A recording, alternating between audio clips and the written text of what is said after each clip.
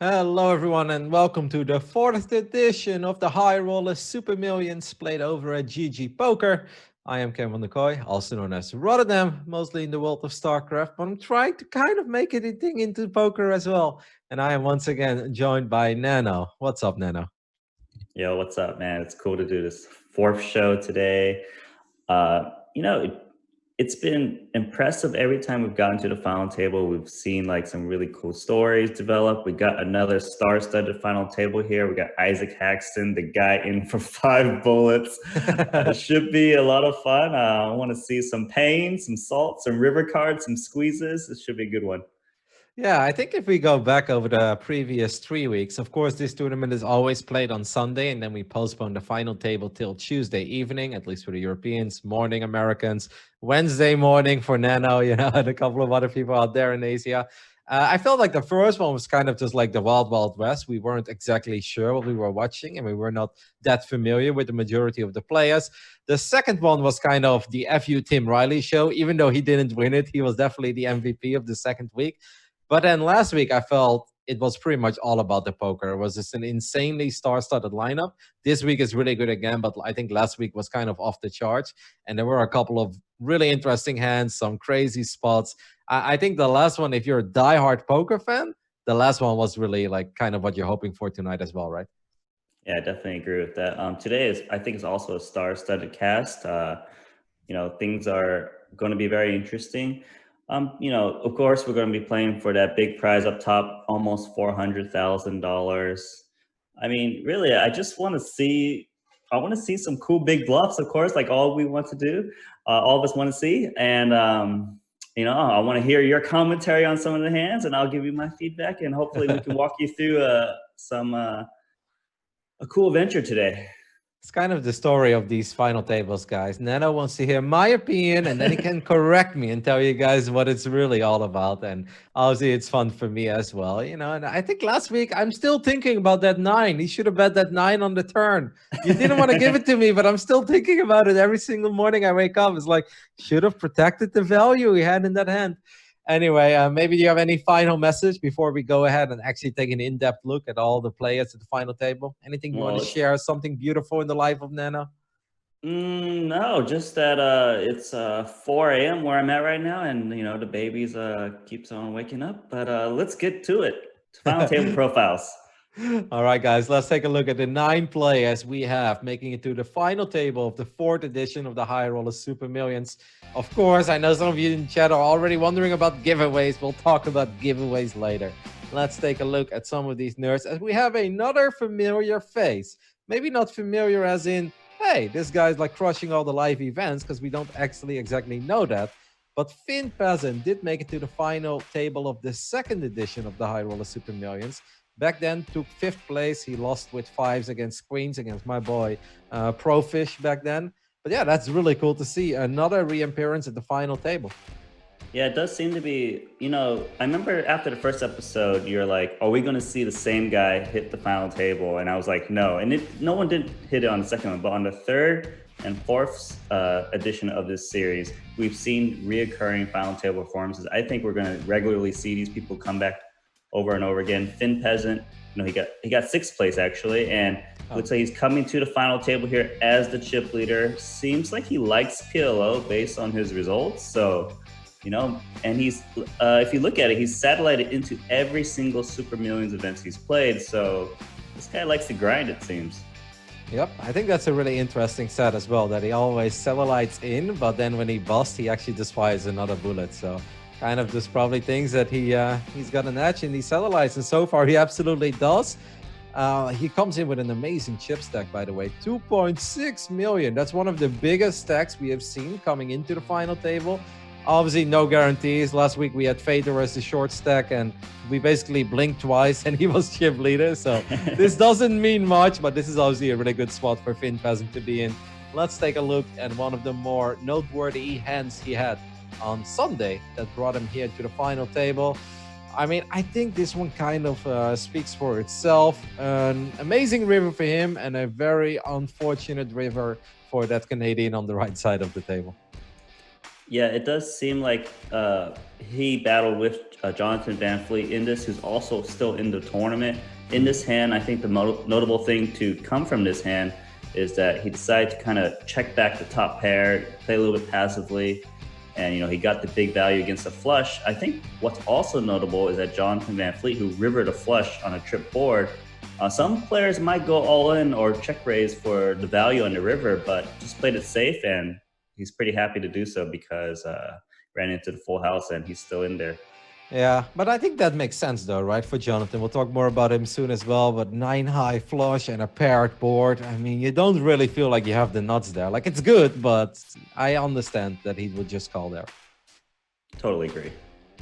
All right. Well, Finn Peasant, once again, massive chip leader today. 2.6 million chips. That's insane. Let's take a look at the man that's trailing him when it comes to chips here at the final table. As we have a Mexican player, Sergey, making it, well, actually I should say a Spanish player, but he's representing or playing from Mexico. Sergey make it into the final table. And this guy, obviously no stranger in the poker world. He won the EPT Barcelona Super High Roller.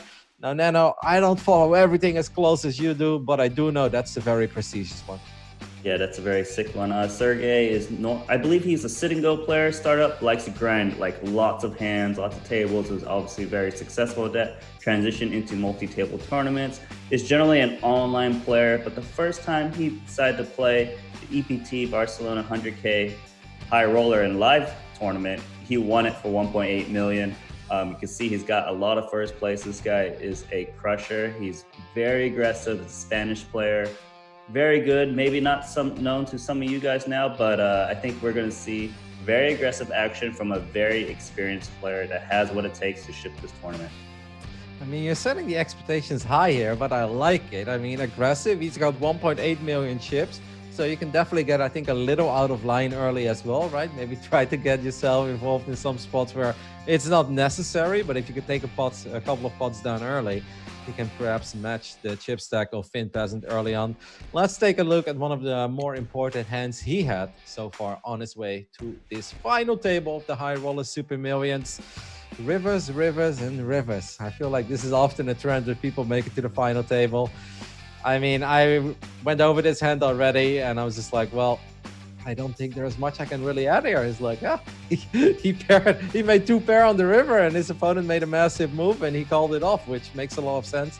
Would you ever be scared to call there with two pair on the river, or you'd never be scared? You would never be scared because of people value betting worse, like the aces here, probably would shove ace king himself. Of course, occasionally, like, you're going to be beat, but if you're folding a hand this big, you might as well not have played anyways. Long story short, Andrus Nemeth got wrecked really hard here. Yeah, ace is getting cracked on the river. That's I feel like an iconic duo.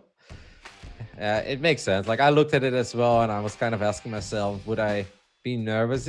Maybe that's like my inexperience, but if I would see my opponent shove here, and that is a massive shove as well, right? Like on the river, I gotta say, I'd be a little scared, but I totally agree with what you say. If you're not calling here, then why are you playing? Because then at that point, you're basically going to fold everything until you have the stone cold nuts. But it's hard to make final tables waiting for the nuts all the time.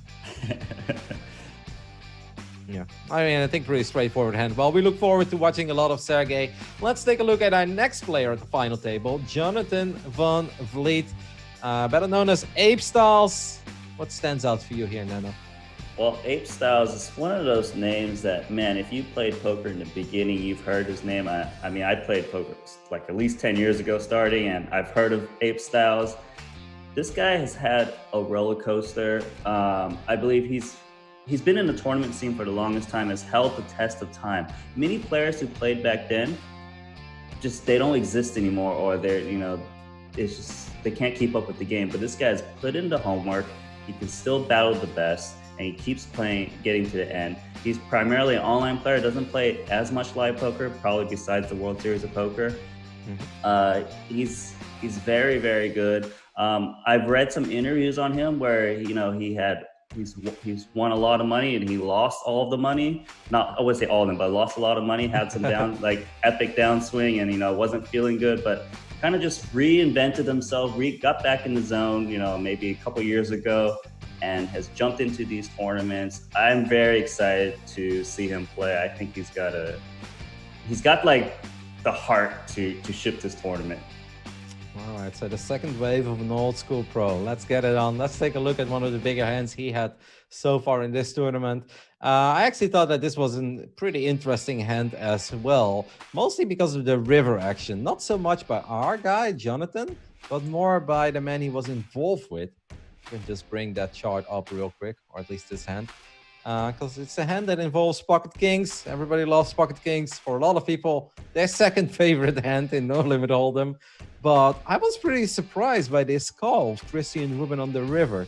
What do you make of it? Well, I'll point out one of the important things in this hand, if you look carefully, is that Jonathan, he pre-flop, he limped pocket kings on the button, which obviously isn't the standard play. A lot of people like to raise. So we know that he's the type of player to mix it up. He bet the flop.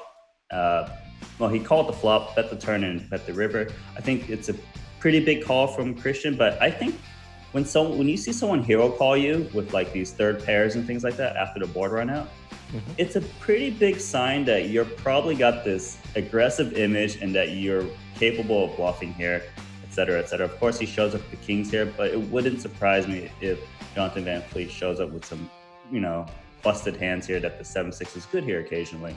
So I think that's a good sign for us, because when you see people hero calling them down in these hand history reviews, that means this final table could be pretty exciting.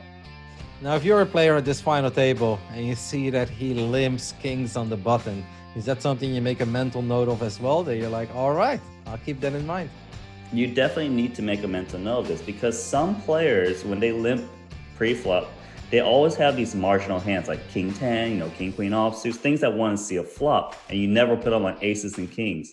But when you see someone show up the aces or kings pre-flop in these limps, now you're scared, because you can't be like, oh, every time he limps, I just jam like any pocket pair or whatever, because you could just be super crushed. Well, I like the story that you mentioned of him as well. Like, I'm familiar with that. We've all gone to Vegas, we place a couple bets at the bookies, and then suddenly it all goes wrong. You wake up a Sunday morning, you're like, how will I bounce back? Well, Jonathan is showing us that you can bounce back. You can make final tables when the year is 2020 at the High Roller Super Millions over at GGPoker. Let's take a look at our next player. I feel that in general, these final tables have been dominated by Austrians and, well, when I say Canadians, that might be totally accurate, right? Because a lot of Americans moved to Canada and they play from Canada. But we had so many Austrian and Canadian flags, at least, represented these final tables. And here's another one. Stefan Huber looks like a crusher to me. No. Yeah, he is definitely a crusher. He actually final tabled. He got 7th place in the very first Super Millions. We didn't see him very long. Because once we got to the final table, I think it might have been just like an all-in flip and he just instantly busted. But another player who's making a return final table appearance, most notable in 2018, he got 2nd place in the Aussie Millions. I remember watching that. I actually played some side event with him where we're final tabling like some 1K or something in the Aussie Millions. And he's a very nice guy. And, he took all my chips and it sucks, man, but he's still a nice guy. Obviously very good. I mean, sometimes it's not fair, right? Very nice guy, incredibly handsome, beautiful mustache, and great at poker. How are people born like this? Speaking of privilege. Anyway, let's take a look at one of the hands that Stefan Huber had that brought him to his second final table. The first time he was actually playing under 80 Mercy. That was week 1. So that was before he had a real name. That's why I didn't really click that link, but still there actually. But now we've changed his name. King 7 of diamonds made a massive bet on the turn. Obviously had the gut shot there as well. To me, this just speaks like someone with a lot of heart that I want to see playing at a final table. Well, what do you see, Nana? Agree, a lot of heart for sure. Some players here, if you look at the action here, it was raised by the spicy chicken and then it turned into a 3-way flop. Stefan in the big blind. Check, check, check on the flop. That's a sign of weakness usually, right? That's a good read because you see on the turn, he checks again despite picking up the draw. and he goes for the check raise all in over a big bet. Now, a lot of players here probably would just lead out on the turn themselves, they pick up a bunch of equity, and that's the normal way to play the hand. But the fact that he goes for the check raise all in is very scary, because a lot of time we see someone check raise all in here, they're like, oh, they got like 2 pair or a set or something, or like ace 10. But no, now that you've seen the semi bluff here, this is the guy you're gonna have to be worried about, because the other people at the final table are, they're probably watching the stream. They realize they see this hand. Stefan can maybe make another move like this, or he can mix it up and maybe make a big play here with a good hand, and someone might hero call him incorrectly, and we could have like a big chip lead real soon. Something we have changed as well is that these slides that we take a look at now as well are also available for the people in chat, so you guys can get slightly more familiar with these players and some of the moves they've made. But it obviously means that the players at the final table will also have access to these slides. And I do love seeing just hand histories like this, because indeed, I feel like 12 years ago, you only ever saw this when somebody had pocket 9s, pocket 10s, And it's like, wow, what a sick bet. And then they always have it, or they even have the jack. Well, no, they have the 7-8 or whatever, right? And now these days, you see it with like, oh, draw, gut shot. This is my spot. We're going for it. Let's put that best bet of yours to the test. I love seeing him pulling it through. Let's take a look at our next player.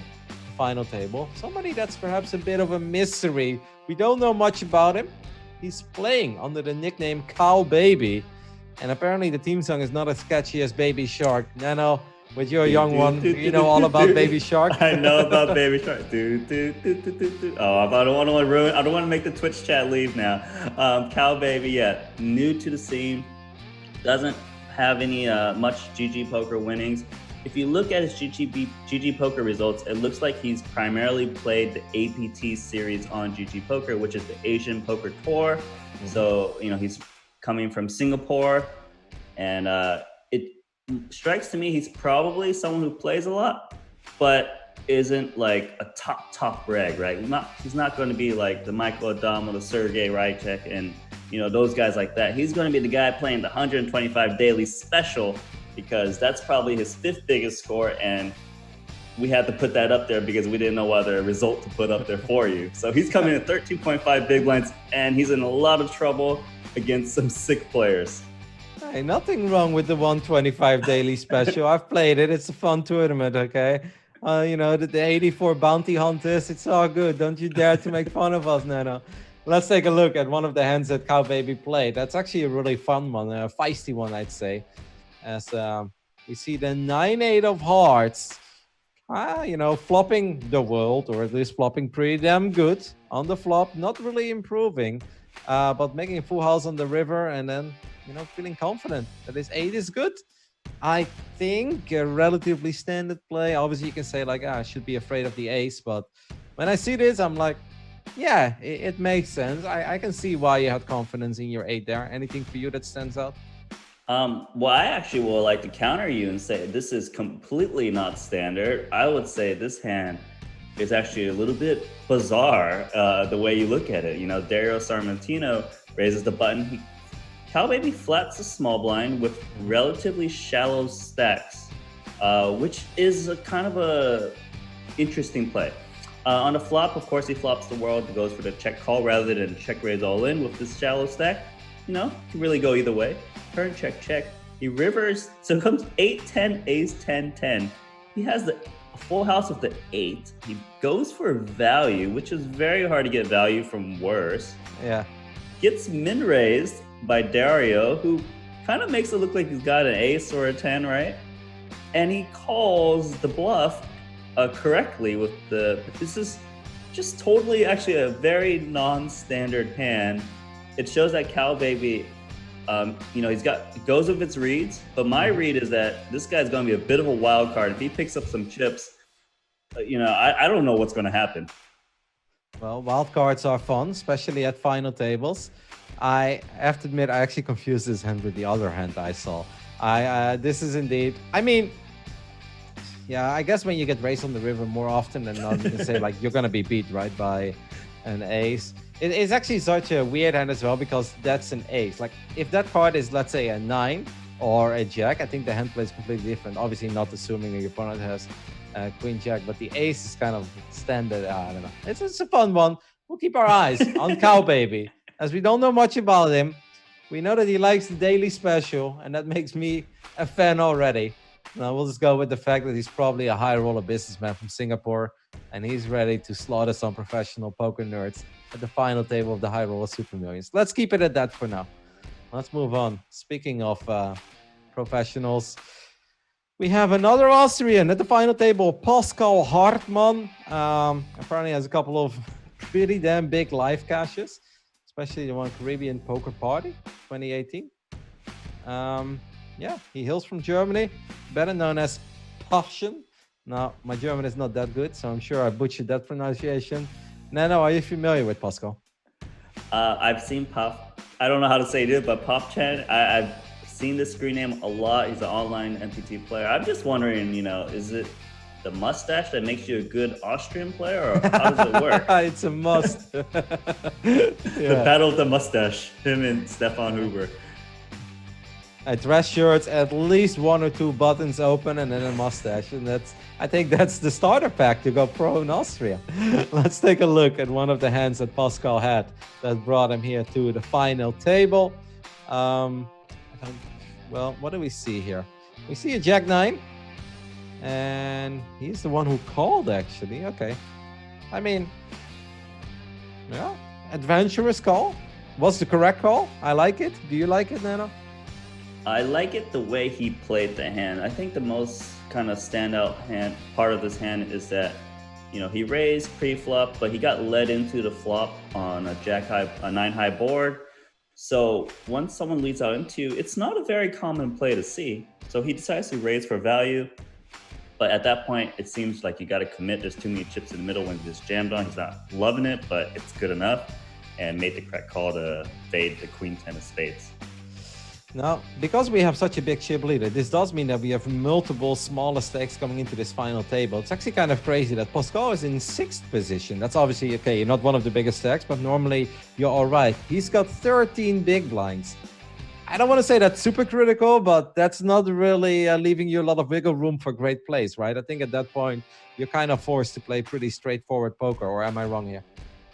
No, at this point, we're going to see the short stacks kind of play super solid. And then, it's just kind of the way it is. When you get to the final table, the stacks are shrinking because people are trying to survive, and you gotta survive a bit, but we'll see.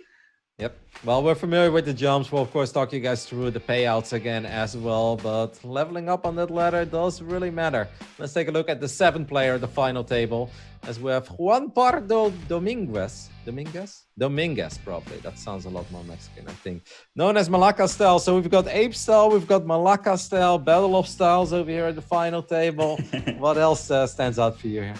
Malacca Style, also this, he's 6th on the Spanish all-time money list, so he seems like Sergey's like Spanish player playing for Mexico. Malacca Style against the Ape Styles. There's just too many styles. This guy is very good. He's also an online player. He mainly has a lot of online winnings, but I think he started to break out live more recently. He went to Barcelona. I think he played all the high rollers, the 25Ks, the 50Ks. You can see he won the 50K at EPT Barcelona for 1.1 million. Pretty much, I remember he final tabled like almost every single one of those. It's such a sick run and he's very good. I think Malacca Style is if he gets some chips, he's gonna be showing us some really cool hands, because I know this guy is not scared. Like how I say a lot of times you kind of like try to ladder up or try to like squeeze into the money, but I'm familiar with the guy a little bit online, and this is the guy where he thinks it's chip EV. He's going to shove, even if you're like, think normally it's a fold. If he thinks he's got the best hand with like King 9 offsuit on the bubble of a tournament, he's going to rejam his 10 big blinds and get it in. Well, he's got 12 big blinds, so he's probably going to jam it in rather quick. We got to take a look at these hands a little bit quick, because in 6 minutes, the final table actually starts. Our 4th final table will go live. So let's kind of just rush through this real quick. I see aces. I see a shove. I see people folding. I mean, what do you really say about this, Nano? He shoved aces on the turn. Sneaky guy, slow playing aces from the big blind, going for the small check raise, the double check raise. If there was more chips, there would have been a triple check raise if it was possible. Well, Juan took that down and he's at the final table, but only has 12.5 big blinds. Let's take a look at our last two players, where one of them, I mean, a lot of eyes are going to be on this man. Obviously, I'm more of a StarCraft guy. I play poker as a casual. I do love the game. And I followed a lot of the TV shows. Well, you said 10 years ago you feel old school. I feel like I was watching poker on TV 10, 15 years ago, and Isaac Haxton was already there. I know this guy's just been around forever. One of the biggest names in the game, super accomplished player. Is there anything that I'm missing here? 27 million all-time money. That's a lot of earning. That's like everyone and more than all the guys before him combined. Hollywood, he got so many different nicknames. Hollywood, Isaac Haxton. More recently, one of my favorite nicknames is that Jungle Man calls him the Prince of Darkness. I don't know how he gets his name, but it's pretty funny, and everyone just keeps laughing. And he's such a character. Like Isaac Haxton, obviously a person who's been there for a long time, big winnings. Let's check out the hand he's played.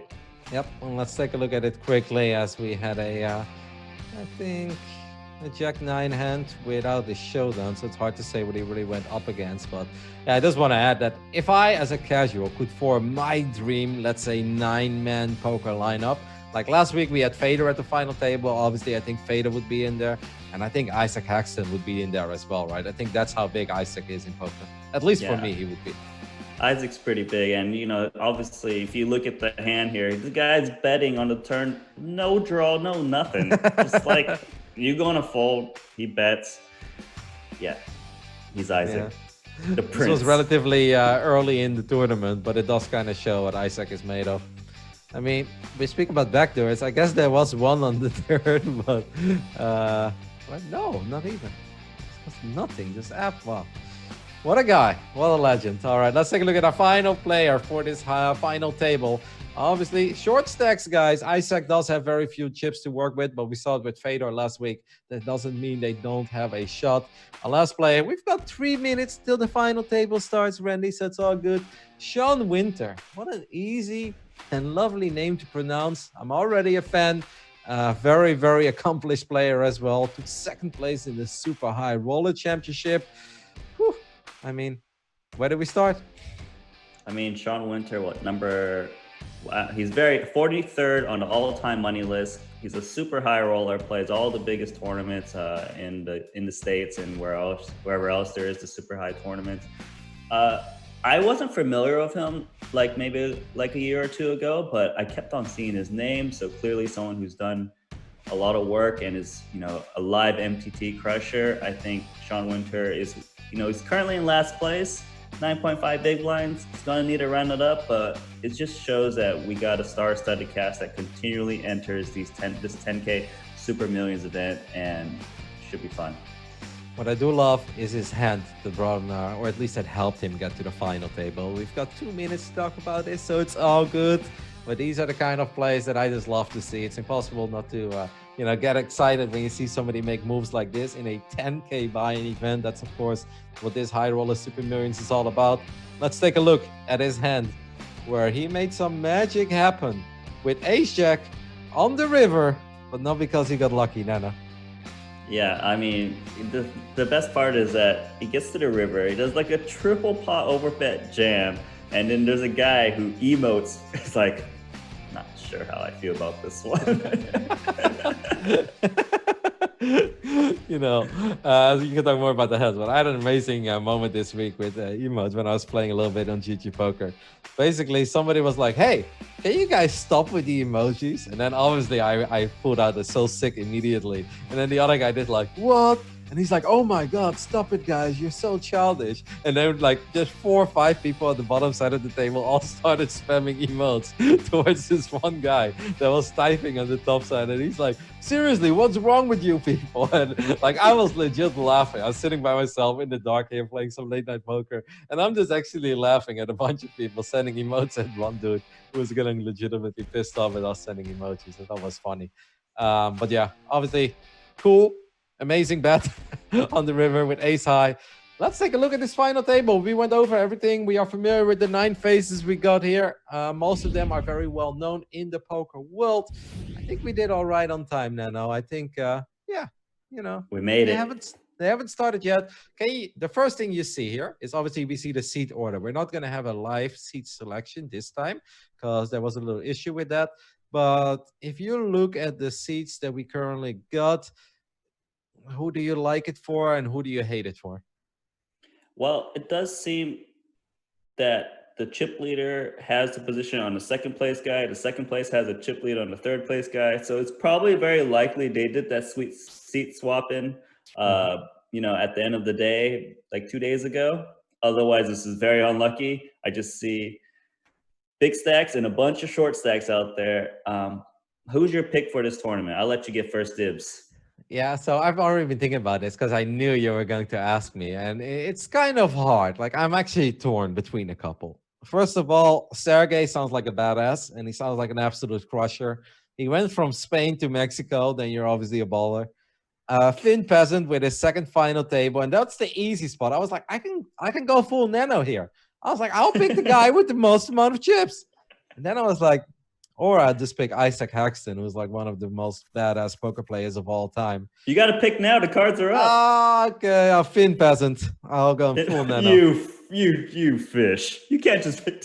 I'm picking Ape Styles, Jonathan Van Fleet. I think the story just needs to continue. This guy came from a down all the way to the top, and now he's here to ship this tournament. Let's go. I do love his story, actually, the one that you shared. And I was like, all right, I'm on his side as well. We have our Singaporean businessman. We don't know what this man owns, but he definitely owns something out there. Opening up with pocket sevens. And even though he's super short, he opens. I would have said, just shove it in, mate. What are you waiting for? Okay, now he gets put to the test. You have to call here, though, right? Come on. Dude, I'm telling you, this guy's a wild card because this is already wild that he just didn't open ship his hand. Now has to tank the side of seven. Stefan Uber made a very good play. Probably recognizing that Cal Baby is the wild card that might hero fold a hand like this. Because if he folds sevens here, this is an amazing play of King Jack suited. Cal Baby is in a tough spot. I'm so surprised to see him open up with sevens. Like, if he has the stack of Finn Peasant or Sergey, I'm like, yeah, open those sevens. No need to get crazy here. But he is one of the shortest stacks on this final table. He folds the sevens. Now, this begs the question, Nano. Why do you open sevens as a short stack if you then fold it? He's a wild card. That's really the reason. He's probably someone that is like, I know I got to open these sevens. I don't want to call in because, there's some short stacks out there. But then, like, I don't want to bust before other people. It's just someone who strikes me as someone who's a little bit confused, right? But, he's someone who plays a lot. He's probably that Singaporean businessman you're telling me about. You're so nice, Nano. Like, I feel like you're spending 2.5 minutes telling us that you think he's a fish, but you don't want to say it.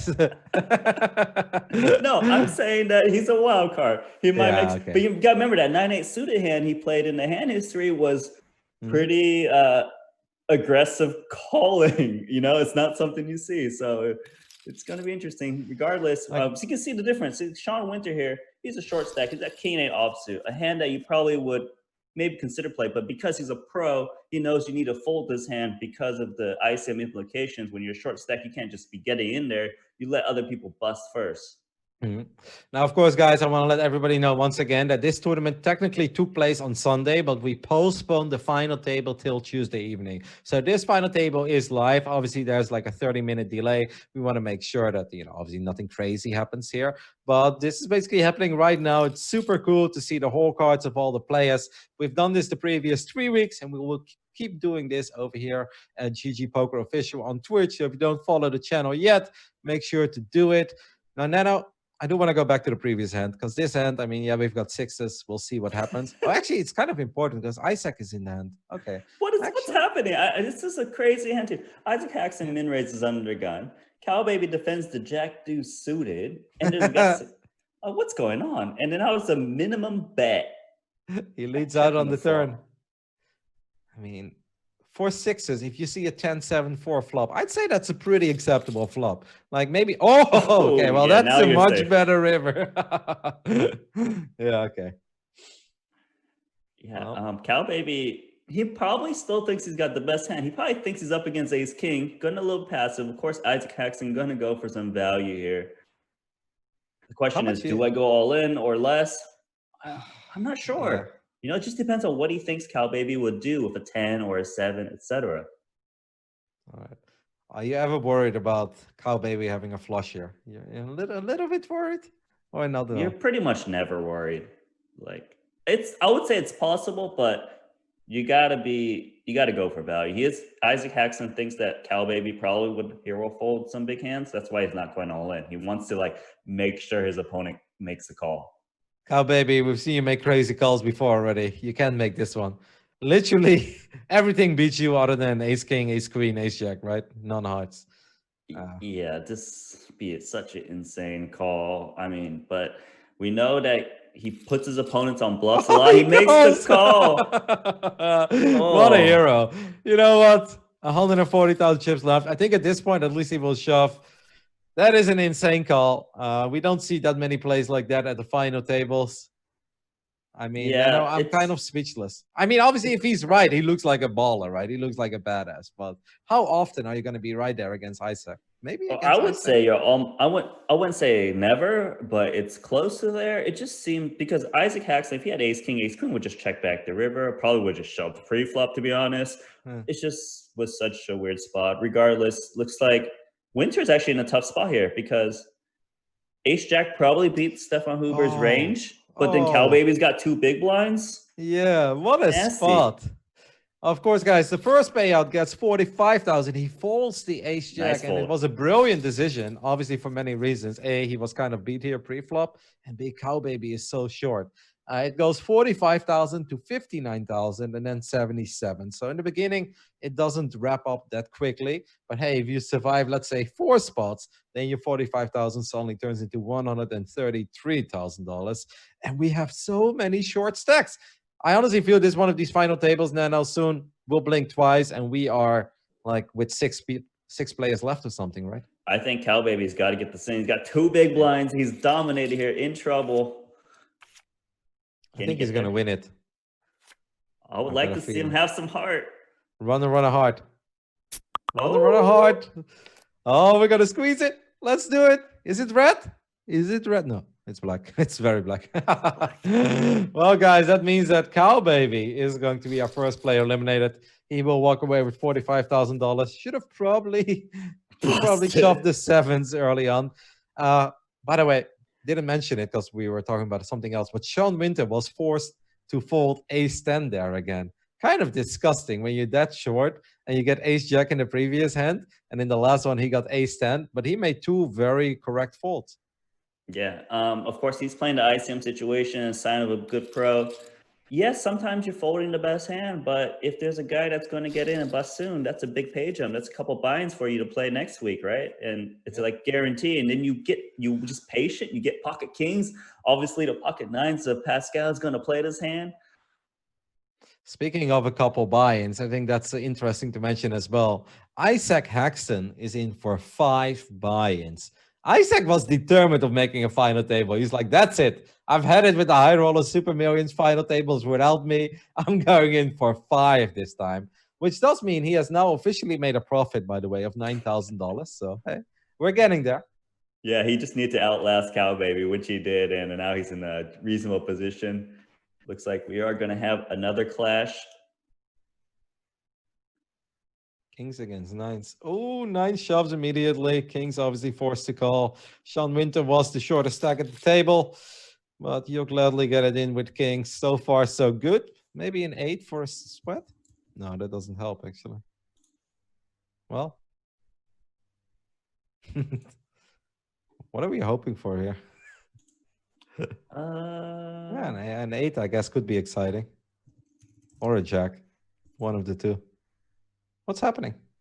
I think possibly there might have been like a little glitch or something like that. We'll get the news to you guys slowly, but or maybe there's just the computer dealer right now is like, we're gonna make Sean Winter sweat the hell out of this turn and river card.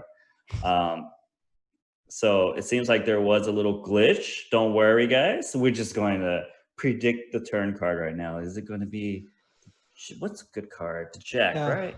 I think the 8 of hearts. Let's go with the 8 of hearts.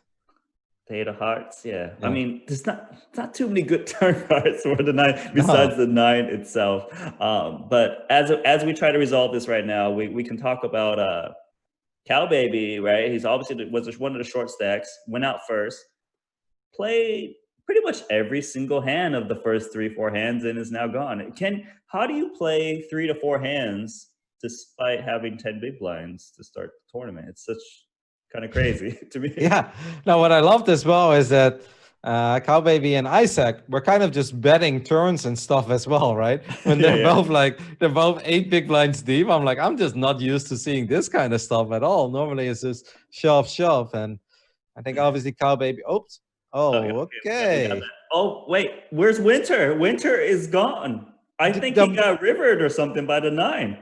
or there was that Jack or 8 on the turn and run it straight. Wow. Okay. Well, guys, we apologize for the inconvenience here. Obviously, we would have loved to see that as well. We're not aware of what happened.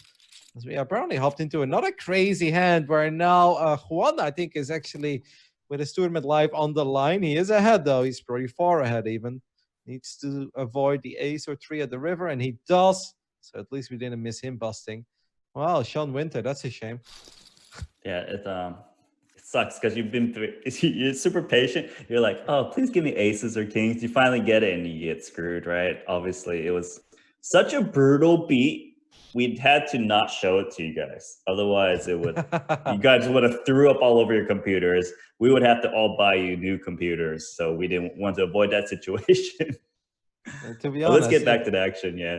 yeah, that was gross because I think it was Sean who folded the ace jack and the ace 10, correct? So he made 2 correct proper folds, which aren't that easy if you're the shortest stack at the final table. It made sense, but still not easy. Then you get kings and you lose against 9s. Come on. Poker is a brutal game. Yeah, so it looks like Malacca style did double up, and now he's limping the small blind. We got a battle of some 2 garbage hands, but the 6-5 Well, suited, it's got the worst hand right now, but it's got a lot of playability, although the 8-4 raised the limp, got that middle pair.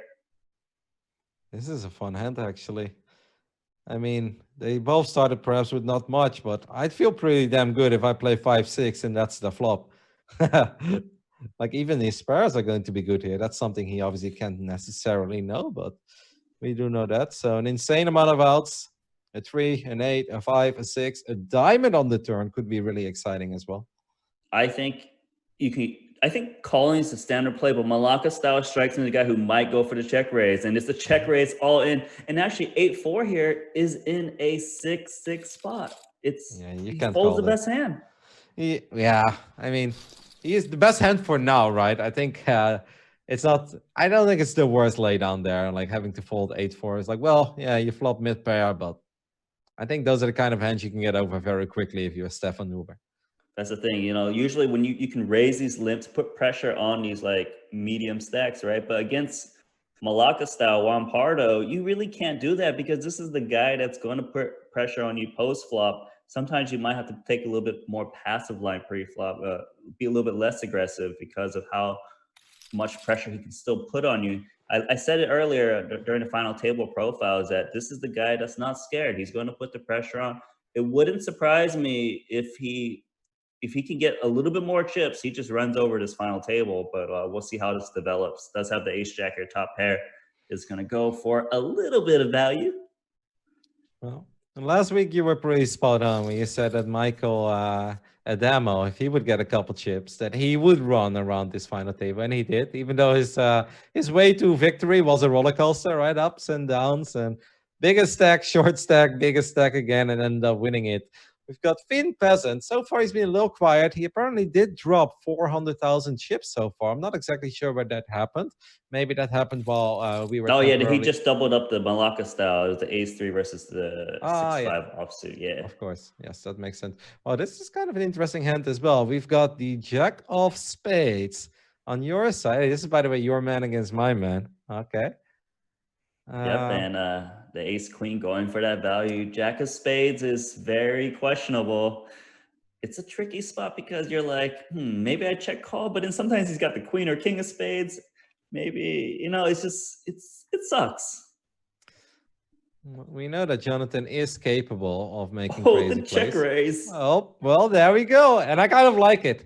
But I also think if you're Finn Peasant here, you're not too concerned, right? Like, yes, there are 3 spades on the board, but you got to call at least once and see what happens at the turn. That is perhaps a relatively safe turn as well. What a Yeah, feisty hand between these two. you're pretty much looking for the non-spade turn to pretty much commit your chips. Van Fleet recognizes that his opponent has at least an ace here, doesn't continue to action because it'd be a terrible play if he just kept betting turn in. So he recognizes that's a bet. So here at the ace queen, you just got to bet. You don't have a spade. Don't let your opponent get some free outs. No, what if he shoves here? What if he shoves here? Terrible. I'll change my pick immediately. Okay. Well, he doesn't. He is forced to fold, and I'm sure that hurts a little bit because there was as much in the middle as Jonathan now has left. And he's now actually the shortest stack at the table, as we obviously lost 2 of the real short stacks in the beginning with Cow Baby and Sean Winter. What do we got here? Tensa probably is going to pick up the pot, right? Or do you think that Sergey is going to get a little feisty? I mean, Sergey plays a lot of hands, but he doesn't play the 8 deuce offsuit, right? Like he's closing the action, though. He's closing the action, no. Yeah, maybe you can flop the backdoor straight draw. There is always a backdoor at the flop. Well, almost always. Hey, look at this. Isaac Haxton picks up queens. Well, Stefan Huber actually has king jack, but Malakastel instead is going to be the one opening up with king 7 suited. How do you like that open? Well, like I said, this is probably not a standard open. He's not even the chip leader, not even in second place, but he's the one that wants to put the pressure on. If you know your opponents are going to play tight, it's a fine open because you can just pick up some chips here and there. And, people might be a little bit more afraid of him because he's willing to barrel off. So they might not defend the big blind more. But of course, you're going to get jammed on by the queens. Hollywood Haxton not going to fold. Do you think that right now, if you're Malakastel, do you think like, man, he must have had something, or damn it, Isaac is onto me and he knows that I'm opening up with weaker hands? Here's the thing: when you got such a big profile name like Isaac Haxton, right? You always think, man, this guy's making moves on me, right? Yeah. But Isaac Haxton, he probably is making moves, right? But there's some days where Isaac Haxton be like, today I'm going to be the biggest nit ever. I'm going to be Hollywood Nixon, right? And he would just print money because people would think he's bluffing all the time, but he keeps showing up with queens, kings, and aces. So that's the thing. When you got one of these like really big profile names, you can kind of change your style accordingly. But because you're so recognizable, people will always assume you're playing your A game. All right, so we see the ace on the turn here, but I've got a question about this hand actually for you. If you open up ace jack here, right, if you're Isaac, and you know that the big blind calls, why wouldn't you c-bet this flop? Is it just because your chips are so valuable here at the final table? Or what do you think is the main reason? The guy who defends the big blind, if they don't re-raise, they have a lot of middling hands, right? Like 10-9, 8-9, 6-7, etc. These are hands that might check raise all in on the flop. And if they do that, you could be folding reasonable equity with ace jack because you have an inside straight draw. You might have the best hand equation against like the queen 10 suited. You don't want to fold the best hand. Of course, sometimes you let your opponent get there, but that's why you see him check the ace on the turn too. It's just kind of like, I don't want to bet and accidentally fold the best hand. So he might not even go for value here. It really just depends on what he thinks Pascal would do. Pascal probably would bet a 6 though on the river himself. So do you say that that's very specific to this board? What if the board was queen deuce 3? Do you very bet different. ace jack then? You probably would be betting because the deuce and 3 don't play very often. The big blind doesn't really defend like king deuce offsuit, for example. It just depends. And when you can recognize what the big blind, what kind of boards hit the big blind more, you will play a lot better in general. Yeah, I think that actually makes a lot of sense. Jonathan, of course it makes sense. I've said it. Well, no. Don't let me bring up those Instagram stories of you again when you're playing those live events, mate. Like lots of updates on day 1, very quiet on day 2. So it's all good. Hey, Jonathan Van Fleet folds queen jack here when he's sitting on roughly 13 big blinds. Correct play, 100%. Like people, when you're short, they're more willing to get a win with you because you're more willing to you'd have less to lose. So if say he min raises, gets re-raised, it's just awful. It's a safer and smarter play there. Yeah, right. Yeah, maybe if he would have shoved, he would have been called by our big blind here, but that's obviously not a given, right?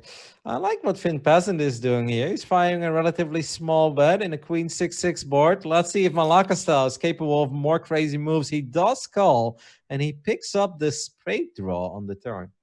Yeah, he lets Finn Peasant hit Oh the no, 9. what? Oh, nut flush. What Nut is flush. it with betting 9s on turns in these final tables, Nano? I should have asked you. I was like, should he bet this 9 to protect from the spade? Because it would have been the right play.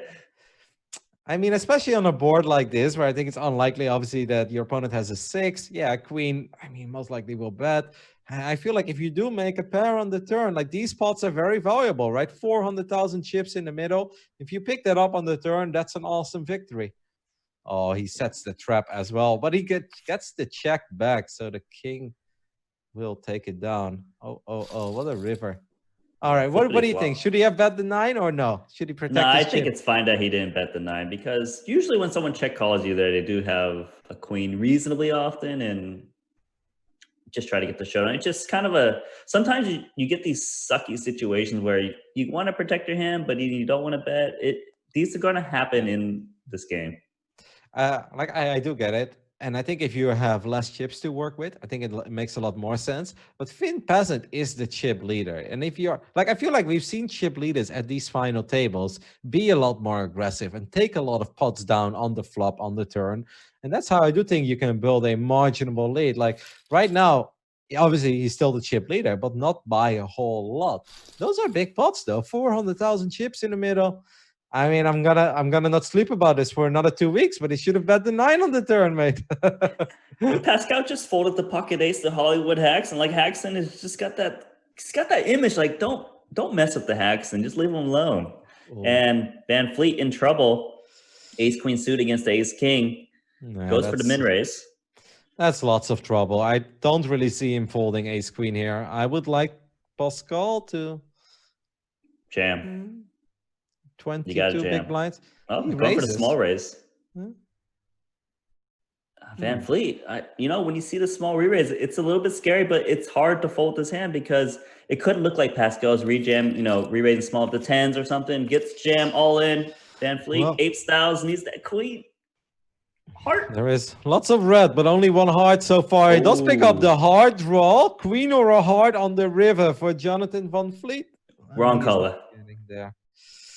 The 10 it is. So unfortunately, Nano's pick will be eliminated. Jonathan still had a good run. This means he will finish in 7th place, which, if I recall correctly, is close to 100,000 already. Let's actually double check 77K. Oh yeah, it goes 45, 59, 77. The next spot is 100,000. So, well, not bad for Jonathan. Good run. Unfortunately, we didn't get to see that much of him at the final table, and that does make me a little sad. But hopefully, we'll see. Yeah, sucks, like obviously we saw him make that play up the queen jack against Finn Peasant, was wrong. Sometimes when you're an aggressive player, it doesn't always work and you're going to bust out early. And that's a story. It happens, I think the last time when Adamo won, we had Connor with chip leader goes out in like 5th place, Yeah. like but he actually, but Connor had a very tough time. Like, first of all, with the seat selection, things already got tough, right? Because he couldn't swap the seat that he wanted. And then on top of that, I remember him losing a massive pot with aces where I think he actually played it relatively well. Sometimes this is not meant. Yeah, sometimes this is not meant to be. Yeah, it just goes to show that make sure you select your seat or you might not win the tournament. Got an interesting hand here as Sergey with his ace jack. So obviously feeling pretty good about this. If I look at a board like this and I've got ace jack, I will always bet it on the river, right? Like, why would you be worried? Yeah, I didn't follow the action exactly, but if it went check on the turn, he should be going for value, which he is, and does go for it. Hollywood Haxton, I want to say, okay, you buy in 5 times. Yeah. And now he's in a big profit now, right? Like he's top 6 players. He's up 50K. He's up the 5 buy-ins he invested. He's got 100% ROI guaranteed. He can do it again next week. Like he could boss right now and buy in 5 times again upcoming Sunday for free. What a You know, way. I was looking at the lobby of this tournament before this final table started, and I saw there was a guy, Daniel DeVores, 7 rebuys into the tournament. But you know what? No cash. Bust Oh though. my God. I didn't actually see that. I did see a couple people getting close to final tables with like 4 buy-ins as well. I'm like, man, these guys are dedicated. They just want to see what Nano has to say about their plays. Ooh, this is a fun one, actually. King 3 suited against Ace 3 suited. Both pair their threes, but diamonds on the board as well. Yeah, ace 3 here. I think it's a good board continuation bet. Usually your opponent doesn't have a 4-3. You'll just want to take it down. You usually put a very small bet out there. You want those 10-9s, those 10-8s, those jack-10s to just fold outright. Of course, the king 3 suited isn't going to fold. You go for a check raise or check call. Really can go either way. I like the check call here. It just kind of prevents you from getting all in because you don't want to get all in with such deep stacks. But this might make him lose the pot, unfortunately. Let's see what Malakastels decides to do on the turn. By the way, shout out to Isaac. No massive double up so far, but he's chipping up real quick. We get a diamond on the river, which means Pascal completes his flush. The second nuts, I mean, that's pretty good at a final table. You're often not going to get much better than that. Yeah, Pascal just trying to decide, should I go for the check, try to get my opponent to bluff me, or should I just bet as much as possible and hopefully a queen will call me? I'm not sure. There's not that many bluffs he can represent besides like the ace, deuce, ace, 5 type hand. It's going to be tough for him to extract some value out of this one. I'd go real small here. 125. I won't say 125. Oh, perfect. Yeah, 131. I think it makes a lot of sense. This is so, and I think if you're Malakastels is one of these bets where it's like, it's so tempting. It's so tempting. Like, I know I shouldn't call, but I kind of want to call right now. Yeah. Hey, you know what? I've seen over the weeks that your prediction of the opponent's play has improved, Kevin. That's very, very well done. I will say you're getting better.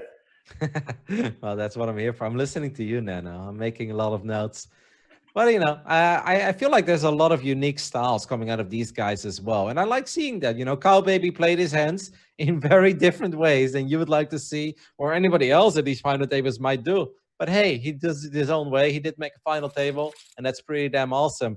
This can get funny as well, as we have 2 big stacks going up against each other. This is where the rest of the table is like rubbing their hands. It's like, all right, blow it up, guys. Go a little crazy.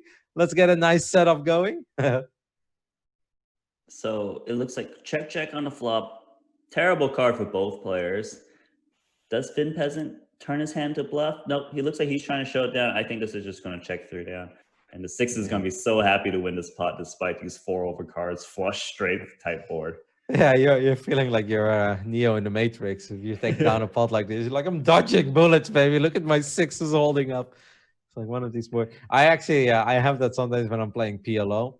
When I'm just like, I feel like, I missed all my draws. And like, then I paired my board. Like, I have like 1 pair as like a pair of 8s. And then suddenly I see the chips coming my way. And I have to like shake my head. I'm like, what? And like my opponent had like similar draws and missed everything. No more. It's like, how on earth did I just like somehow win in PLO here with a single low pair? It's like, it happens, but it's rare. So Pascal, he's the new chip leader. Did turn his hand to a bluff that last hand, but now we've got the ace queen. Should be putting pressure in. Here's all in. Now Finn Peasant came into the final table as a chip leader. Sure, some pots aren't going his way, but he's still maintaining his stack pretty good. Still in second place. I think he's playing pretty good. Just raise some spots. Yeah, to get some resistance, you got to fold. But what can you do when you get these marginal hands regularly?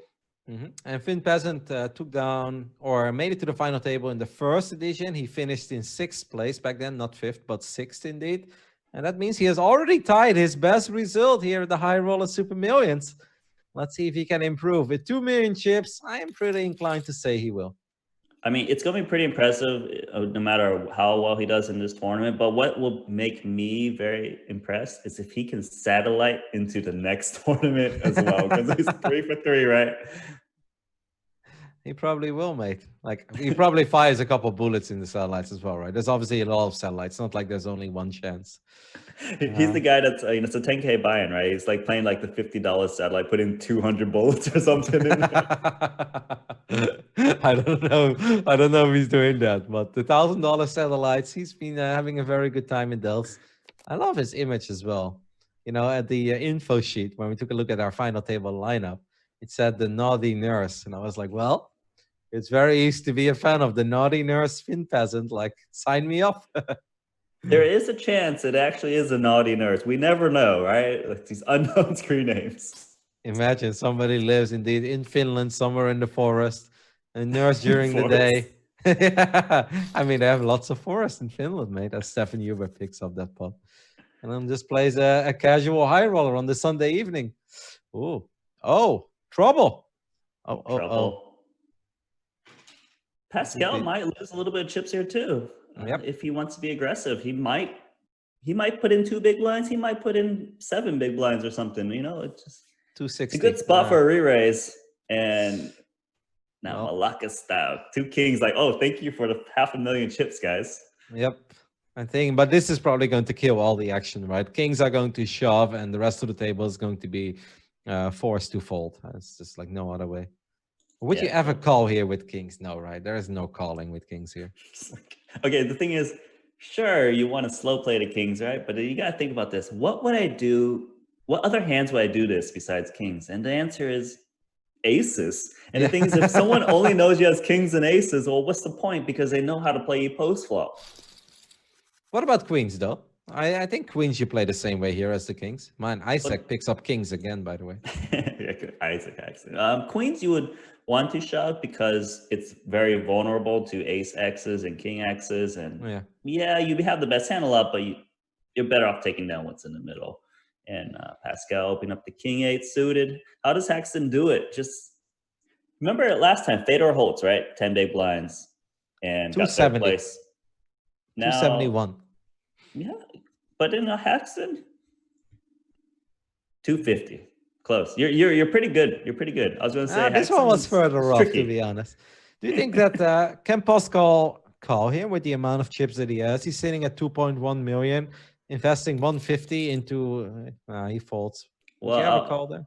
To answer that question, the answer generally is no. The problem is if you regularly fold to re-raises that small, then people can make very profitable re-raises against you. Now, I'm not saying that everyone's going to re-raise any 2 cards against them, but it's just something you need to keep in mind. Whoa, that's interesting. Isaac just folding ace-10 here against the early opening of Stefan Huber. While Sergey on the other end with ace-10 will make the call, and then Pascal's like, all right, king 8 didn't work, ace-4 didn't work, queens probably is going to work. But talk to me about the fold of Isaac Haxton here, because with ace-10 here, I kind of expected a play out of Isaac. Well, you can see he's got a very different approach to the situation as Sergey, right? Sergey is thinking, well, ace-10's good enough to at least see a flop. And I think Isaac Haxton, he's very good at choosing his spots. So sometimes he'll make very aggressive plays with very marginal hands, and he'll get away from some big hands. It's just, he seems to recognize the situation a lot. And the thing is, he's got that kind of, he's a shorter stack, but he's got like almost 30 big blinds. And I think his approach right now is, look, I'm going to chip up slowly, don't have to play every single hand because, you know, people are just kind of giving their chips away here and there. And, you know, you don't want to get in every single pot, because if you're getting every single pot, you're kind of like just asking for disaster a little bit with these marginal hands. I gotta say, just watching moves like that from Isaac, where immediately knowing that this is not the moment to go for a ace-10, that's honestly impressive. Like, we see all the cards right now, but I guess that's why he's one of the all-time greats. We've got Sergey right now trying to make some noise with his king-jack, and he's gonna take it down by continuing to bet on the flop. You know what I like about this final table so far? Nobody has really gone on a massive streak, right? Nobody's really able to go on fire. I think Isaac is obviously very happy with where he is right now, considering that he came in the final table with like 600K, I think it was, so maybe a tiny bit more. But other than that, the top side of the table, yeah, Pascal is doing all right, but nobody's truly running away with it so far. Yeah, this is actually a very different final table than we had last week. You know, last week we had the big stack, Michael O'Donnell just pretty much going nuts on everyone, and everyone just kind of playing like big nit, wait for big hand. But here, we actually had a lot of short stacks and then a couple big stacks, but now everyone is very even stacked with about 30 blinds to 35 big blinds each. Now, in this situation, it's actually kind of a little bit of a stalemate depending on how you play it. A lot of times there's a guy with 10 big blinds and we just kind of wait him out. But here it's kind of like a lot of times it's actually very slow. You'll see like people just keep playing pots and just waiting to see what happens. But sometimes people think this is the time to strike because everyone's trying to play this wait and see game. Some people just kind of go for it, and that creates one of those funny stacks. And King Queen outflops the queens. Yeah, Malacca style once again getting the better of Sergey over here. That's something you can't complain about with King Queen. Now, if you have queens, you do probably see bet here. Well, he doesn't. Okay. Well, I Why? think it can really go either way. It's kind of whether you bet the flop or check the flop. This hand, if you get some resistance, is going to be hard to play as long as multiple bets go in. Decides to do the check. Now he knows that when he checks this flop, his hand looks a little bit marginal, so he's probably going to have to call down at least 2 bets and have a tricky river. Likely we'll just check call here, of course. See the battle of the 2 Spaniards, right? The 2 Spaniards playing from Mexico. That's the thing. It's like they're both very high in the all-time money list, and they're just trying to knock each other down, you know? This is not the first time they're battling it out with each other. Now, the small bet of King Queen got called on the flop, and I think at this point you're like, well, that's 6.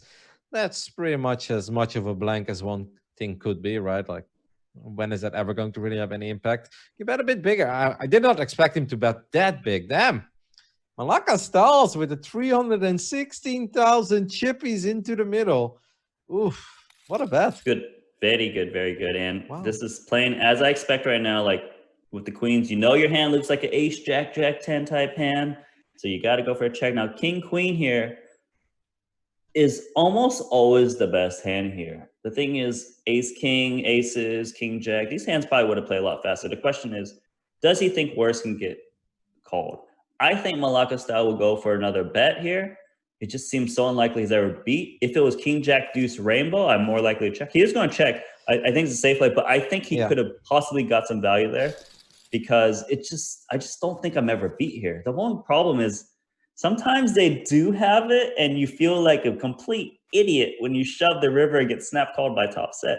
I just think it's so unlikely that his opponent had a big hand. It's so funny that you never want to bet these turns, but you do want to make these very small marginal value river bets. Well, with the king queen there, I would indeed always check it down because that turn bet was big. And if I get called there, I'm like, whoa, okay, like, yeah, king queen is good, but you know, what do I really beat here? Yeah, queens is like one of the hands, but you don't really put your opponent on queens, I think. If you have king queen, right, it's less likely that they have pocket queens. Very true. The thing is, I would put Sergey on a worse king, you know, king 10, king 9 occasionally, and these jack X. The thing is, maybe I don't think my opponent will call if I don't think my opponent would ever hero call these hands, then checking is has to, because what's the point of betting if your opponent never calls, of course? And I mean, we often talk about the value of chips at these final tables and how big the money jumps are. That I actually really like that king queen check there on the river. I feel like, you know, if you have the best hand, you probably got most of it out already. Now Sergey is a little upset about that previous hand with the queens, and now he makes a massive 3-bet here with the ace-10 offsuit while he runs into the ace-king of Malacca styles. Sergey on tilt, and this is not going to end well. Yeah, Sergey, he's just. He feels like he's getting the worst of it against Malacca style right now, right? Like, you know, he just lost that queens, 3-bet the ace-10. He's like, man, this guy has to be opening. He's opening king 7 suited, and then why is he shoving on? Oh, that's disaster. You make a move. I gotta say that Sergey so far did try to make plays. Out of all the players so far, I know Pascal had a couple of king 8 and ace 4 openings, but I feel like Sergey tried the most fancy openings. He keeps running into people that have it, or they have better. They have him dominated. They have him crushed. He is really not able to go on any sort of a roll so far. Yeah, like I think I said at the beginning, like this is the type of guy who's going to try to make some plays, and kind of reminds me of the Damo story, except that his is going terribly and he might bust out soon. I gotta say, Finn Peasant, for somebody who came in as the chip leader, has also been awfully quiet. Not that he's been playing bad, it's just, yeah, hasn't really found his spots. And the few times that he did play slightly bigger pots, none of them have gone his way. And it perhaps kind of slowed him down a bit as well, maybe scared him. Meanwhile, Malacca Styles, he has actually gone on the first proper run right now, I think. Yeah, I would say Malacca style is probably like definitely would have been one of my top picks for sure. Just I know that he's very aggressive. He came into the final table in like I think in the middling position, and of course I think I like the way he's playing the best right now. It just seems a little bit fearless, but also smart. You know, a king queen, smart check. Although I did advocate a bet, I do understand why he decided to play more passively. Then Peasant, as you say, you know, it's kind of been a little bit quiet, but he's playing solid poker. And sometimes you come into the final table as a chip leader, things Yeah. don't go your way, but he's not like spewing his chips away like Sturgay, right? Like he's still in there with the 25 big blinds, and that's okay. Man, Isaac is having a He's good got, like, time so far. Like everybody else just battling it out with each other, and then Isaac every now and then he's like, "Sup, we've got kings, let's open. Sup, queens again, let's open." Isaac is honestly playing amazing in the fact yeah. that he never got himself in any trouble, and now he's getting cards, and he's like, "Cool, I know what to do with cards. I like it." Yeah, Pascal's gonna give him some action. I feel a 3-bet's coming there, and Do you I shove here with queens? I shove him. Let's get it in. shove him in. You got to shove him in. You just want to get the chips in, protect your hand. Queens are a bit vulnerable. You don't want to play out of position with queens. Like, yeah, sure, you probably got the best hand if you just call, but like, No, shove it. your opponent often gets 5 free cards when you just call out of position. Say they bet the flop, you check call, turn goes check check, and that's not very good for you with queens. So of course, a good shove there. Isaac Haxton, the silent killer, came to the final table, 10 big blinds, came into the final table with 5 rebuys. You know, like he just chips up, man. He's too solid. Let's see how this one plays out. Stefan with the shove makes sense. He's the shortest stack at the table. Well, second shortest, actually. You said Malacca Styles came in as the middle, but he actually came in as 7th, I think, in this final table. And he came in with 12 big blinds. He's got 2.7 million chips right now, but Malacca Styles came in with 12 big blinds. And I think Isaac with like 11. Yeah, 11 and 12. Look at them now. They started from the bottom. Now they're here, mate. They started from the bottom. Now they're here. Yeah. Look, based on how things played out, no favorites or nothing. My prediction, looking at it now, it does seem like a Malacca style Isaac Haxton heads up duel coming up based on what's happening right now. Not to take anything away from the other guys. They're playing, some good solid poker. But right now it seems to be these two guys. I gotta say, Pascal has been making moves as well, and I kind of like the way he's been playing. Just last hand was unfortunate, right? Because Isaac had queens, and there's not much you can do there. But I think that Pascal is definitely here to battle it out as well. He's not trying to be quiet. He is looking for openings. It's just Jack 6, and then you get a board like that, makes you want to throw up in your mouth. You're like, Okay, look, you don't have high expectations with the Jack 6 suit. Oh, like I do, mate. I do. Like, I at least expect like a 10-9 of spades, and then maybe a 3 of hearts. It's like, okay, not everything, but maybe we'll get somewhere with this. But that was nothing. Yeah. So clear chip leader now from Malacca. Well, we saw him opening kind of when he was in like 3rd and 4th. He was opening still relatively loosely in these middle early positions. He should be ramping it up. When you're playing these final tables, one of the things you want to keep in mind is kind of like the flow of the final tables. So you watch all the players, you're like, this guy actually hasn't opened at all. This is the guy I'm going to raise his big blind every single time, et cetera, et cetera. Right now, Isaac Haxton, he kind of gives me this vibe like he's playing a lot of pots. So I'd be a little bit, and it seems like everyone's worried about him. Do you notice? Like he just kind of like, he gets away with everything he does. He's got that final table image. I mean, that high profile image, and I don't know, it just always seems to work for him. I mean, we missed it earlier, but I saw him kind of 3-bet the Jack 10 offsuit earlier during one of our discussions and got away with it. He's just Very perfect timing. Outflops the king queen offsuit. Check, check. You know, I don't know if you remember 20 Big Will 20 from week 2, right? He made it to the final table. Him. And like, yeah, he didn't have much going and he didn't have a spectacular final table performance, but we're kind of memeing about his name. It's like, well, let's see how he does. Last week, he actually had a proper run and he finished 24th, but he did fire 4 bullets last week, so he actually lost money. But this week, he got pretty close to final table again, making top 20 in this tournament of a single entry, by the way. So now I'm kind of feeling like I want to see another 20 Big Will 20 at the final table. This guy's dedicated to this event series, man. I mean, we're seeing the same names over and over. So I think if I was a guess, I was going to say, I bet you 4 people at final table twice now is my read. It's 3 or 4 people. Look, so Haxton's good, right? He always gets away from these spots. Yeah. Right? He always gets away. Or is he going to... This could play out very many different ways. So the flat call. Look at Sergey as well. Like, that's kind of like, if Isaac just calls here or folds even, you got to call at least, right? With King Jack suited. King Jack suited is never folding. I think we're going to see one of these flops that no one hits, right? Because everyone had a king, ace, and 10 and queen. Isaac just hates ace 10 and he's always right. Wow, what a player. That's actually amazing. My read is that Isaac hates ace 10 maybe. Maybe he's just got something against ace 10. But it's the right fold, of course. Not for the first time. That's the 3rd time tonight that he folds ace 10 and he is 100% correct in doing so. Very impressive.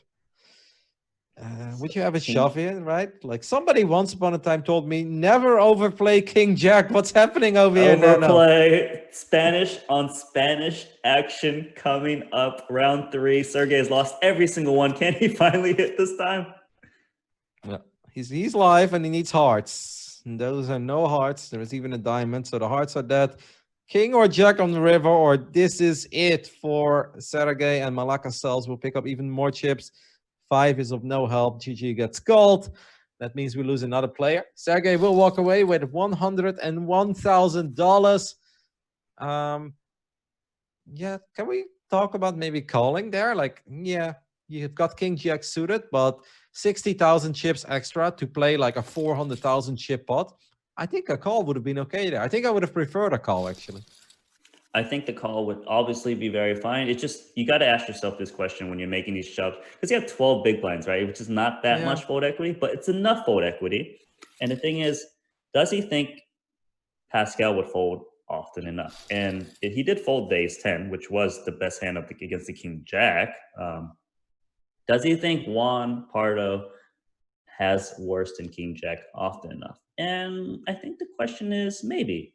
I think Malaka style sometimes have Jack 10 suited, sometimes have 9, sometimes ace queen. Yeah. It's a higher variance play to shove there.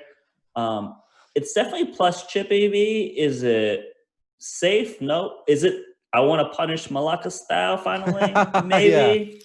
It looked like he lost every single pot to Malaka style, the other Spaniard, and he really pretty much came to the final table in very good position, 2nd place, I believe, and it's a pretty crappy run for him, to be honest. Yeah, Malaka Stells is to be blamed, okay? Like, it's all Malaka Stells' fault.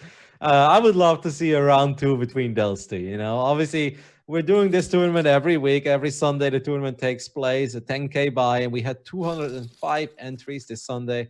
And then on Tuesday, we will be broadcasting these final tables. I want round 2 between Sergey and Malaka Stells next week, okay? Yeah, heads up for rolls. Yeah, well, I don't know if I want that, but I would love to see them make another final table. That'd be fun. Man. So you were saying earlier, right? Like everyone had this kind of, no one's running away with it. And you did point out that Malaka style has been kind of running away with it now. Now he's got the 4 million chips. And there's 3 guys with 20 big blinds. Isaac Haxton just cruising. Okay, this is a little bit, I would say, I don't want to use the word reckless, but it's definitely going towards that direction, the Queen Jack.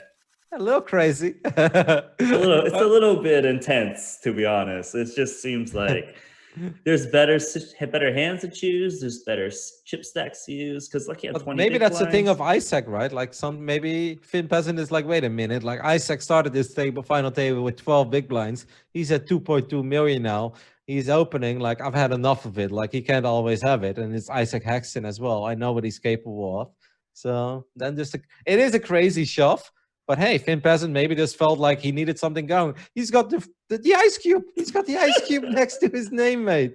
Like you need to take up a pot. Are you seeing this? Malacca style 8-3 offsuit. Yeah, I'm gonna raise it up. I'm the chip leader. I was obsessed with the ice cube. I apologize, but I am not even surprised. Isaac with aces now. Are you kidding me? Queens, kings, queens, aces. All right. Fortunately, someone. Well, actually, I think Stefan Huber will give him a little action.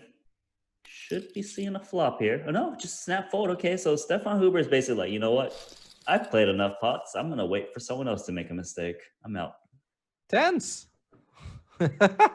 Oh, this can get feisty. Malacca styles with the ace-10 on the button. I'm expecting a race here, right? Like maybe.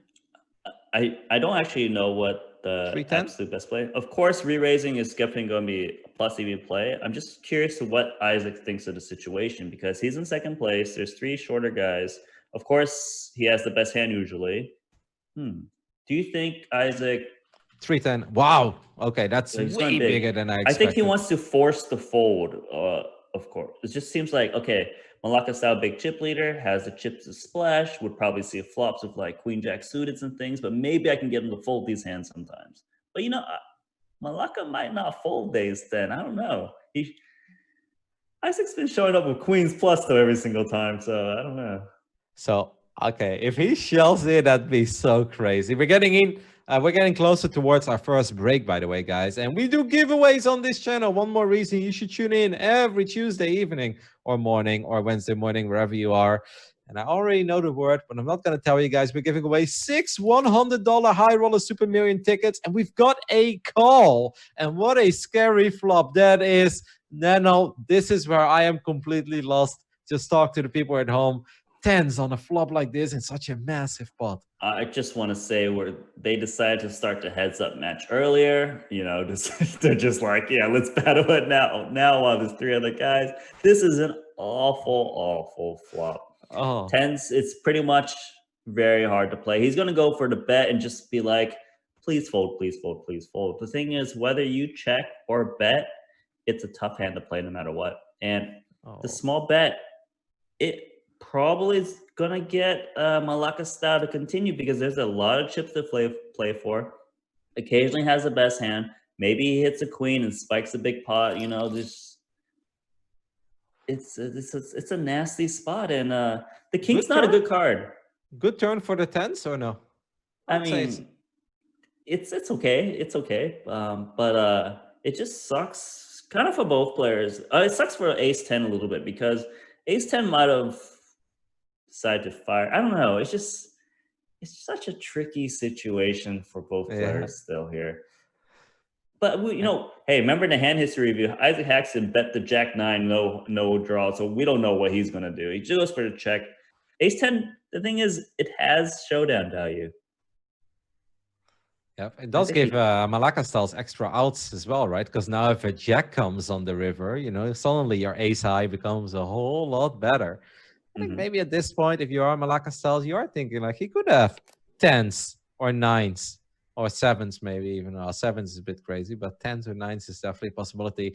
The board kind of breaks out. I mean, there is a flush draw that completes, but obviously the board was already paired. I think if you're Isaac Haxton with your 10s, you feel a lot better on the river about your hand than you did on the flop, though, right? Oh, it's prayed to the sky. It's 10s. Just get to showdown, please. It's like he's basically saying, Malacca style, please have 8-9 suited or like ace queen, ace 10. And I feel like the ace 10, it's so hard to turn your hand to a bluff now because most time you're expected to bet the king on the turn. You win sometimes pre-flop. I've got a feeling he's gonna do it. I have the feeling that Malacca styles, he's on fire. He's been playing well. He's been getting lucky. I feel like he's gonna get crazy. No, he doesn't do it. Okay. I understand though. I was hoping a little bit of wishful thinking. Isaac Haxton takes down a big pot of 1.7 million chips, and he is now not a new chip leader, but he's awfully close. Wow, what a hand. Those are kind of hands that I felt really tense. Because in a way, I felt like that hand was almost for the title, which it's not true at all, right? We're still five-handed. But that hand felt like it could have had massive implications on who's going to win this tournament. Yeah, this it's such a it's such a annoying spot, obviously, for both players. Big pot for two strong hands, but not very good hands, regardless. Now we got the other three guys duking out for some chips here. Ace Yeah. Jack. Seven's got a shove here. Ace Jack got a call. Calls. All Here we right, go. Finn Peasant. With a lot of chips in the middle now. Oh, what a flop Ooh. for Ace Jack. Are we going to get a miraculous 7 on the river or not? We need a red card. It needs to be red for the dream. No, that's very black. All right. That means that Stefan Huber has been having a very quiet final table, but hey, he's hanging in there. Now all of a sudden it's got 2.2 million chips. And that means that that hand is actually going to send us to our first break here. We are left with 5 players. And I know you guys don't care about that because you see it on the screen. You guys care about giveaways. We're giving away 6 $100 Super Million satellite tickets. And all you guys have to do is write millions in the chat. But the last word is a $sign or last character. So millions with a $sign at the end, not with an S. MILLION $sign. If you write that in the chat, you will participate in our giveaway. Once again, 6 $100 high roller Super Million satellite tickets up for grabs. Nano, I am very entertained so far. Is there anything you'd like to say before we go into a quick break as well? Malacca Style versus Isaac Haxton coming back soon. I'm looking forward to that, but I don't count out Finn Peasant. No, well, actually, he is very short right now. Finn but, Peasant, Stefan, 7 big blinds, 7 big blinds, 7 big blinds. Well, he started off as chip leader, didn't go well. Now he's a short stack. He's going to run it up, okay? Guys, I hope you're having fun. Make sure to follow the channel here, GGPoker Official, if you haven't done that yet. A lot of cool shows will be coming your way. Not just the Tuesday final table coverage of the high roller Super Millions, but, you know, we've got Elkie, we've got great ambassadors at GGPoker. Elkie is going to probably do a couple of fun things. And in the future, when we can do live events, we're also working on a couple of cool things. So make sure to follow the channel if you haven't done it yet. We're going to head over to a very quick break, and then we'll be back in roughly 3 minutes. Thank you for watching. We'll see you soon.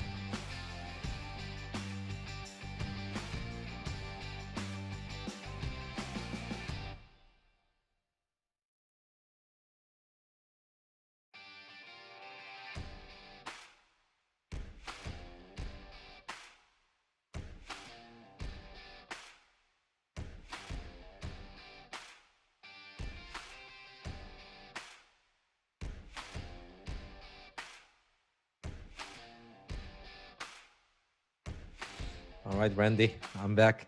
I see that you're already ready. So just a heads up between Isaac Haxton and Malaka Styles, or do you believe in anything else? No, that's all I see.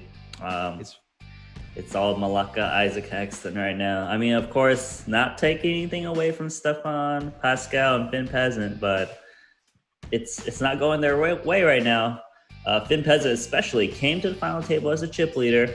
7 big blinds remaining. He hasn't done anything wrong at this final table. Yeah. He's playing solid poker, but sometimes it's someone else's story. I was about to say the same, and this is the second time we see Finn Peasant at one of these final tables. I really don't think he's playing weak. I don't think he's making any obvious mistakes. I don't feel like he missed opportunities. It's just, it really hasn't been going his way, and I feel like there's been very little he could do. But hey, maybe right now, when he's super short, at this point, it's very straightforward poker, right? You don't really have to make things more complicated than they have to be. You shove it when you think it's right, and you hope that you're good. There was just Maybe one thing going for him. He's outperformed his previous final table performance. Right, he got 6th place for 100K last time, so he's done that. Yeah, but I don't think he's going to be very happy with that when you enter the final table with 2.6 million chips. Anyway, guys, the action will continue. And this can get feisty already with Isaac Haxton picking up King Jack suited on the button. And then we have Pascal with an Ace-9 suited. Is this a shove? I would love to see Pascal shove. Yes, Finn Peasant is short, but the thing is, Isaac Haxton has a clear 2nd place chip lead that will raise a lot. Snap calls, King Jack suited. Definitely don't know if that was a snap call, but maybe it is if you turn your river. Nope. Okay. One more card. A red river would be... Oh! Let's go. Isaac Haxton with the King of Hearts on the river. Knocks out... not Stefan. He knocks out Pascal. So unfortunately for Pascal, I mean, he's still handsome and has a great mustache, and he does walk away with $133,000. And Finn Peasant says, "Thank you very much, poker gods." You know, he's short stacked at this point. The Daniel Negreanu emote. Wow, what a moment for Finn Peasant, right? And now he shoves the Ace-8, and we'll probably get it through.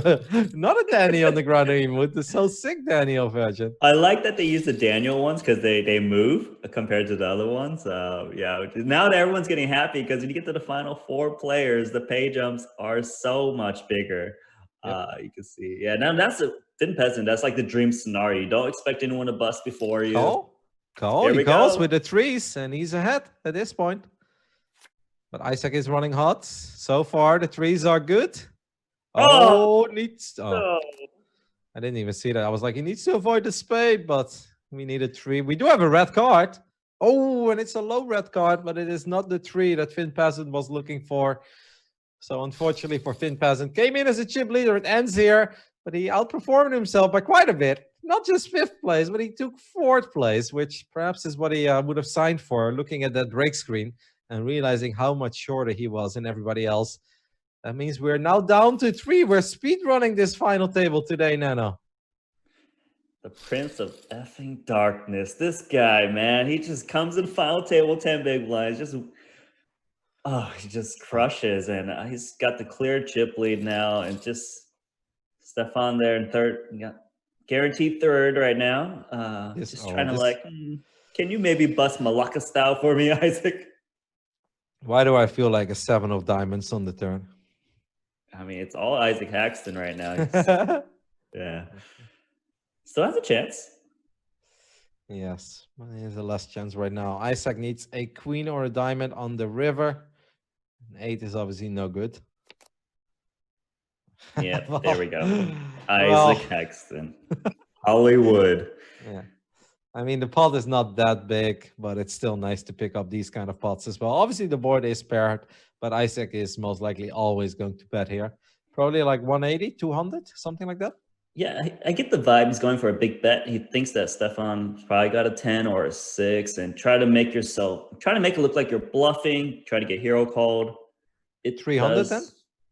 He might go for an overbet, and there you go. Perfect. You so good now. You so good, Roddy. Well, I thought that 200 or 180 first, but when I was like, yeah, actually, I think that makes sense. You know, maybe making it seem a little fishy, making it seem like you have nothing and hoping for a call. then you probably want to go for a 300. Can Stefan fold? I mean, the thing is, you're like, man, I know Isaac Haxton's capable of bluffing here, and then you end up calling, you get shown the nuts all day. It's just like, it's a tough spot. It is a really tough spot, but I think more often than not, you're going to be beat here, right? Because that jack is bad in so many ways. There's a good chance that Isaac just paired his jack. You know, that can always be the case. Maybe he had you beat all along, because Isaac is capable of playing anything with a stack like this. He gets the call. So Isaac picks up another big pot, is now a massive chip leader. Why did I just pick Isaac Haxton getting into this final table? You know, I didn't want to pick Isaac because I was like, this makes me seem way too much of a fanboy. No, you didn't want to pick him because he had 10 big blinds, but yeah, no, of course, because like he has 10 big blinds. I was like, oh, if I pick Isaac, he's like, wow, look at this guy, he's clueless. You know, he just picks Isaac Haxton because he's really good, but he's got 10 big blinds. What a stupid prediction to make. And look at Isaac now. Wow, 5.3 million. As we have Malaka Styles duking it out with Stefan right now. I feel like you were very spot on. It really feels like the Malaka Styles versus Isaac Haxton show right now. These guys came in 7th and 8th in chips in the final table. Yeah, that's impressive. That's pretty sick because that's usually it's one of the chip leader guys, and they're all gone. Yeah. I mean, we've seen it before in the previous weeks that coming into the final table with a lot of chips, there's obviously no guarantee. As at least Stefan will take this one down with his ace high. That's very nice. I mean, 1.7 millions, we can't count him out yet. I mean, that's still a lot of chips. If he has a double up, he will overtake Malaka Styles. If he doubles through Isaac Haxton, he will actually have more, well, very close to the same amount of chips as Isaac. That is perhaps the flop to do it. Isaac makes a pair of fours, but Stefan with the king, queen of diamonds picks up the flush draw. Yeah, Isaac, is he going to check or bet? Can you really go either way? Goes for the check. Of course, the king gets there, but I don't think the king queen was going anywhere anyways. And look at Stefan. He's just thinking, man, this Haxton's going to bluff this king. Let me go for a check. Yeah, but okay. Well, nope, it's not you got to go for value now with the king queen. If you don't go for value here, it's I just think it'll be bad because Isaac will just keep checking down usually when they on these kind of board textures, and there's the bet. Pot size bet and an immediate call by Isaac Haxton as well with his 4.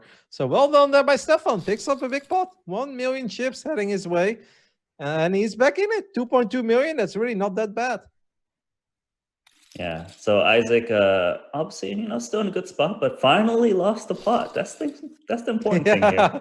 He's like, wow, that's how it feels. Chips don't go my way over here. Like, what's going on? That's crazy.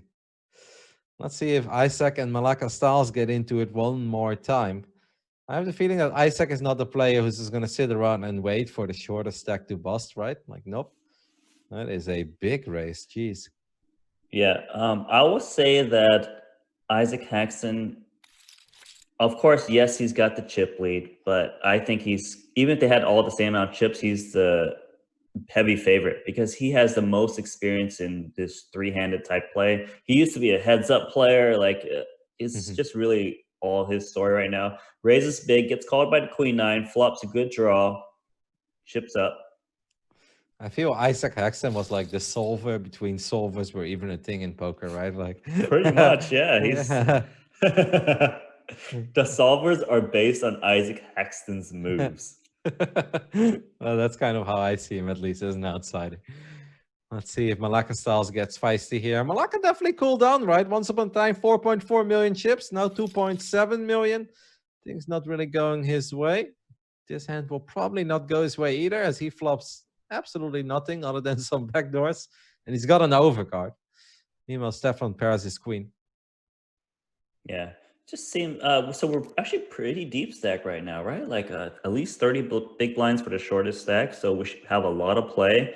And again, that's I don't expect too much to happen in this hand. There should be a bet from Stefan now, but then maybe he'll check and play the river first. But I guess I'm surprised he didn't bet the flop. Me too. Wow. But okay, now you know where you're at. Yeah. I mean, it does make 2 pair on the river. Diamonds do come through, as we have 3 diamonds on the board now. But I think he's hoping for Malaka Styles to just go a little out of line here and fire a bet. Malaka Styles doesn't do it. Stefan has to bet right now. What do you think he bets? Something small, 120, 140. Like 140, not that small compared to 5, but yeah, he's gonna. I don't expect this to get called. Just the thing is, like, if I had king high, yeah, you think you're good on the flop. You think you might be good on turn. The thing is, if someone was bluffing, they probably would have bluffed you on the flop or turn, in my opinion. So I don't know if you should be calling king 3 here, but you might. Sometimes you sell yourself a story that isn't really a story. I mean, the reason I said something small is not necessarily, wow, check what raise. the hell? I don't know about this. Okay. Wow. Malacca style. I think he's gonna get called though, right? Like, you have to call. He should get called here. He should get called. I'll say this though, for Malacca style to check raise here, he basically thinks Stefan, if he had a queen, an ace, or a flush draw, would have bet already. Yeah. Stefan snaps it off. That was an insane play by Malacca Styles and kind of just came out of nowhere with the way that this entire hand played out. He's basically saying, I've got the nut flush there or something, right? Like, wow, that's such a bizarre play. I'm not in love with the play because the fact is, it's expected that if he had a flush draw, would have bet the turn already, right? Given the action. So it just seems so unlikely he's got a flush. Also, with the limp pre-flop, it's less likely he's got like a set, like ace queen or anything. It just seems like a heroic change my mind. I was gonna try to win with king 3, and now that you bet, I'm gonna raise it up. Yeah. A little bit. Now, we do gotta say though that obviously Stefan made 2 pair on the river. Imagine if that's the 5 of diamonds and he just has that queen. Are we sitting here then and be like, oh my God, Malacca Styles, what a sick move? And he probably gets it through then, right? Because with just a queen, that's suddenly a lot harder to call, I think. It's definitely a lot harder to call. In reality, it's probably the same hand because you wouldn't expect Malacca Style to play a bare ace or a queen this way. But of course, when you make 2 pair, you kind of, things change, right? Like you're like, it's just too good of a hand. Yeah, it's a little bit interesting. I just want to say that maybe Stefan's thinking, look, these 2 commentators keep talking about Malacca Style and Isaac Haxton's like, you know what? Let's kick Malacca Style out and let me get this heads up match of Isaac Haxton. Look at now he's making some play. King Deuce offsuit, obviously not going to work, but Stefan's here to say like, yeah, there's more than just these 2 guys at this final table. I love it. Yeah, Stefan is making noise. Stefan also came in as well, I don't want to say one of the shortest stacks, but compared to the bigger ones, but he came in with 26 big blinds. So he definitely had some more play, but he obviously fell down quite early on. He's now making a very good comeback. So only has 800,000 chips more than Malacca Styles. So let's see. Just a battle of weak hands. Isaac Haxton's he's got the perfect timing, you know, like he's not really reckless, right? Like he's not raising every hand type player, but then like he makes a move and it always works and he just slowly chips up. That's the style you want. If you want, like if you're watching this final table right now and you're like, okay, which guy do I want to kind of like try to learn from? This is the guy you want to learn from. The guy that just grinds upwards and doesn't really go down very often. What I take away from today is that when there is action before you, you've got ace-10, don't make life hard on yourself. Most of the time when you fold, you're probably correct at a final table, and he was. This could get funny as well. This could get funny because the thing is, I think limp call may be the standard, but limp jam is not out of the question with deuces because it plays a little bit poorly post-flop. Also, your opponents, they raise garbage when you limp the small blind, so you often just take it down. The only tricky part where GG. Oh my goodness. And Stefan with the call immediately as well, full of confidence with his 8s. So let's see, are we going to get a deuce or not? We might not get that heads up that we were predicting all along. Stefan Huber is now in a fantastic position, and he does to take down a massive pot. Malacca Styles will go out in 3rd place, which means he walks away with $228,000. We got a surprising heads up out of nowhere. All this talk about Malacca Styles and Isaac Haxton, not today, is what Stefan Huber said. And Austria versus Canada, it kind of had to be, right? Isn't it always Austria versus Canada at the moment? Always is. You know, Steph, Want to chop? There is no chop, Stefan There is no Huber. chop. We removed the chop for this tournament. We want to see blood. We want to see you play for 90K plus. Look, the thing is, Isaac Haxton might not know there's a chop anyways, but he said play. He doesn't even care. He wants to play heads up. This guy plays such big games. Like he's not going to chop for $90,000 against a tournament player. I love Stefan Huber with the like, oh sure, good luck. It's like, no. I think asking for the chop, I don't know how you see this, but when I see somebody who even has like 200,000 chips more, he's like, hey man, you want to chop? Like, I understand reducing variance and these are professionals, but it's always a little sign of weakness as well when you're the guy reaching out, right? Or like, hey man, like, you want to chop? And then the other guy's like, no, we'll play. I was like, oh my God, like Isaac just took down a monster pot, okay? Without any chips, he just took a massive mental lead at this heads up. Yeah, Isaac, see, the thing is, Stefan Huber obviously kicked out Malaka style in heads up, very good player. He's a tournament player, okay, who probably hasn't played any heads up besides the heads up in tournaments. Isaac Haxton was a heads up professional, a cash game professional who plays tournaments now. These are very deep stacks. You think Isaac Haxton's going to chop with you? He's not going to chop. He thinks this is probably free money, to be honest. I think Isaac Haxton's a heavy favorite with these chip stacks. Yeah, this is going to be an uphill. Yes, they're even in chips right now, but Isaac Haxton's a heavy favorite in this heads-up match.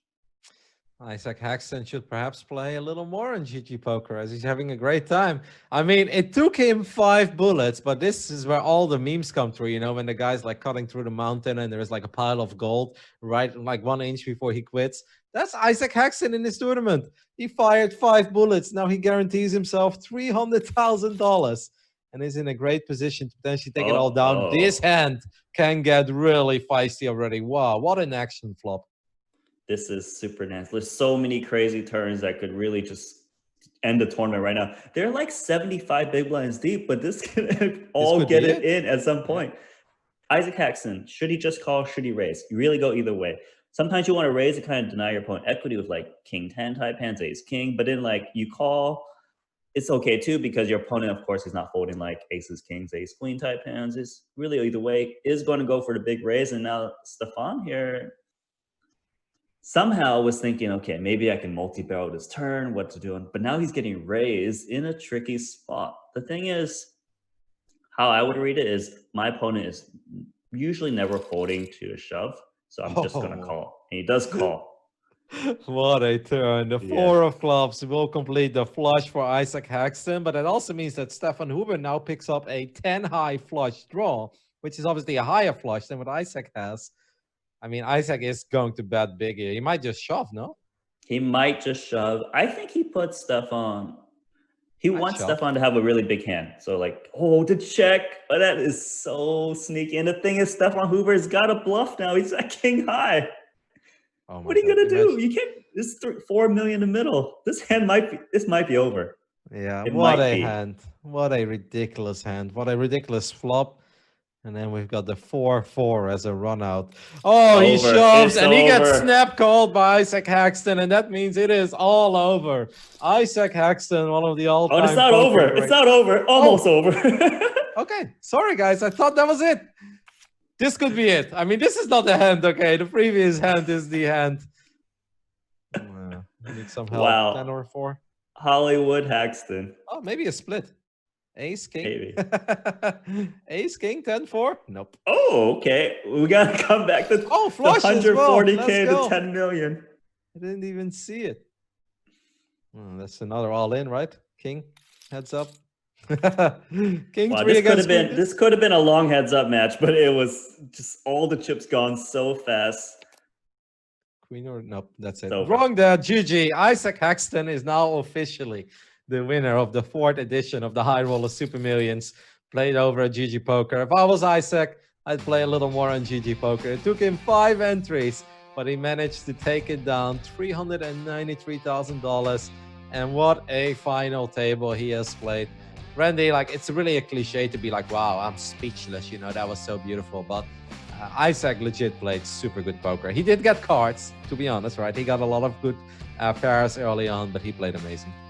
Yeah, Isaac Haxton, I mean, 5 re-entries. You put in 5 re-entries because you know you're a plus EV player. You know that every time you rebuy, sure, there's high variance deep down the road, but if you know how to cruise and gain chips, you got to keep rebuying. You're such a positive player. You got to the final table. He wasn't even a profit until Cal Baby busted out first. Ended up shipping the tournament. And that heads up. Okay, look, they had 70 to 75 big blinds going to the match. Very even. Oh. Stefan Huber says, maybe we make a deal? And Isaac Haxton instantly denies them, because why would you want to make a deal with such deep stacks? You're a cash game heads up specialist. It plays like a cash game when you're so deep. You're playing against a tournament player who doesn't play as much heads up. Now, I'm not taking anything from Stefan Huber. Huber played great at this final table. He came in the middle. But the thing is, he seems to get second place a lot, right? In the Aussie Millions, he got second place. It's a Mullah tournament, he got second place. Huber doesn't win tournaments, but he's very, very good. And what did I say? I said he's a very nice guy, and he's a nice guy, probably pretty happy with his 300K, played well, but you can't beat Isaac Haxton. He's the Hollywood Isaac Haxton. He's the Prince of Darkness, as Jungle Man says. There's a reason. I don't know what he does on his spare time, but it clearly works. I want to ask you again about that check on the turn. This is obviously the difference between someone who's bad at poker like me and Isaac, who's one of the best players of all time. He checks that 4 of clubs on the turn, and that obviously prompts the shove on the river as well.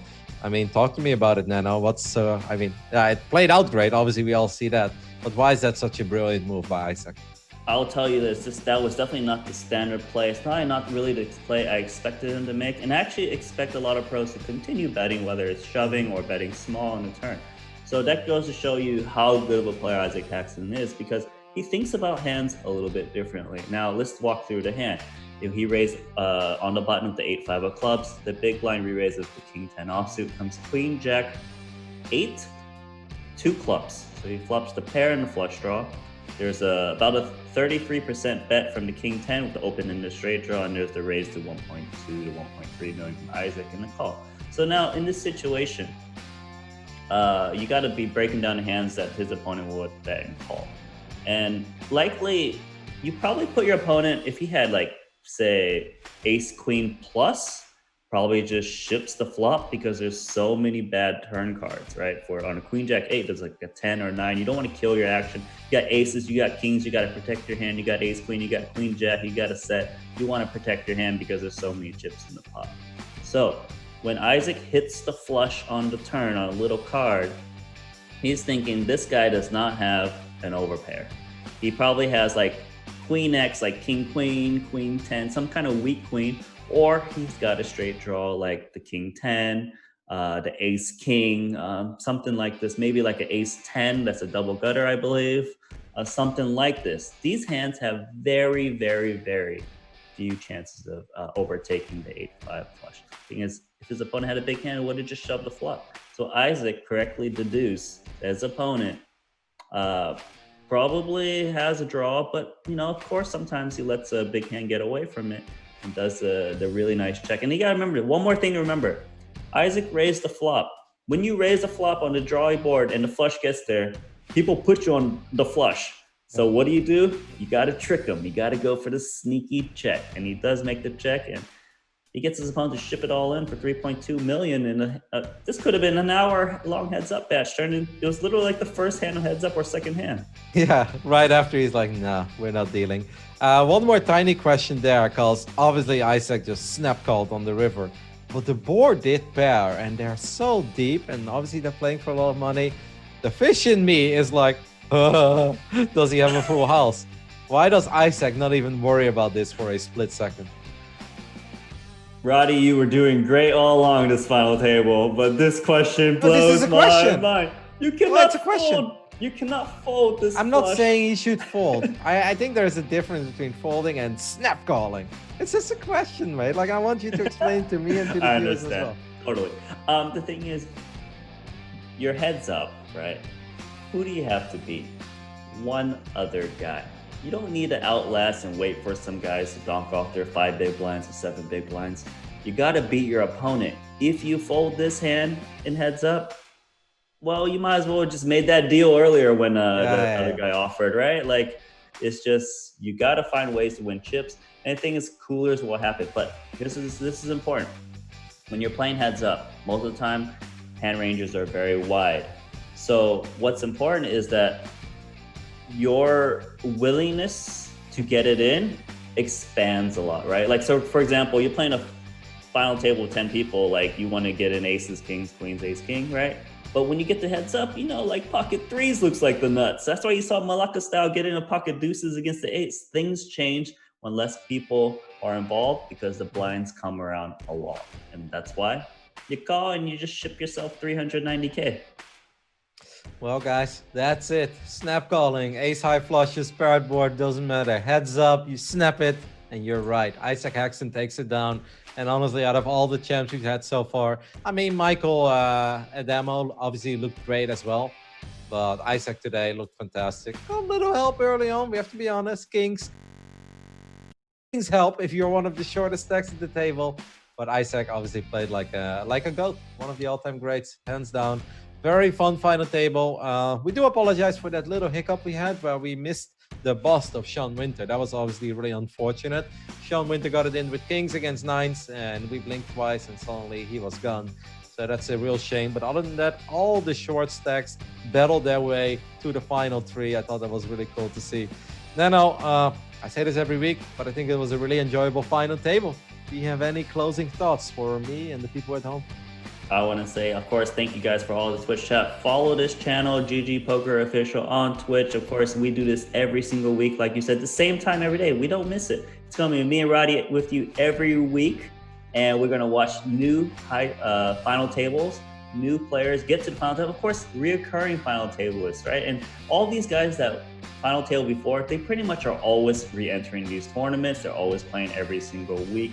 We're going to see them again. We're going to see more superstars make it to the final table. We're going to see cool new names that just make a name for himself. And, we're going to get Nanonoko and Roddy to commentate on their play, whether it's correct or not. We try our best. We hope you guys had fun. And of course, always come back because we have those giveaways every single time to satellite into this tournament. Of course, guys, if you haven't made an account yet over at GGPoker, make sure to use the sign-up bonus, GGTV, or the promo code rather, where you'll get a couple of cool entries as well for satellite tournaments. So GGTV, if you don't have an account yet over at GGPoker. That's it, guys. I enjoyed it. I hope for more Finn Peasant, Matthias Eibinger, and 20 Big Will 20 in the future, but I would definitely love to see more of, well, Sergey deserves a rematch with Malacca Styles, okay? I want to see round 2 between those two, and then I really hope that Isaac Haxton plays again next week. My little nerd poker dream would definitely be a final table with, let's say, Michael Adamo, and then obviously we get Fedor at the final table. We'll get Isaac Haxton there as well. And where is Elke? The sick fish should start playing again. He played the first week and he busted really, really early. I want to see more Elke. I want to see an Elke final table. That would really get me super hyped.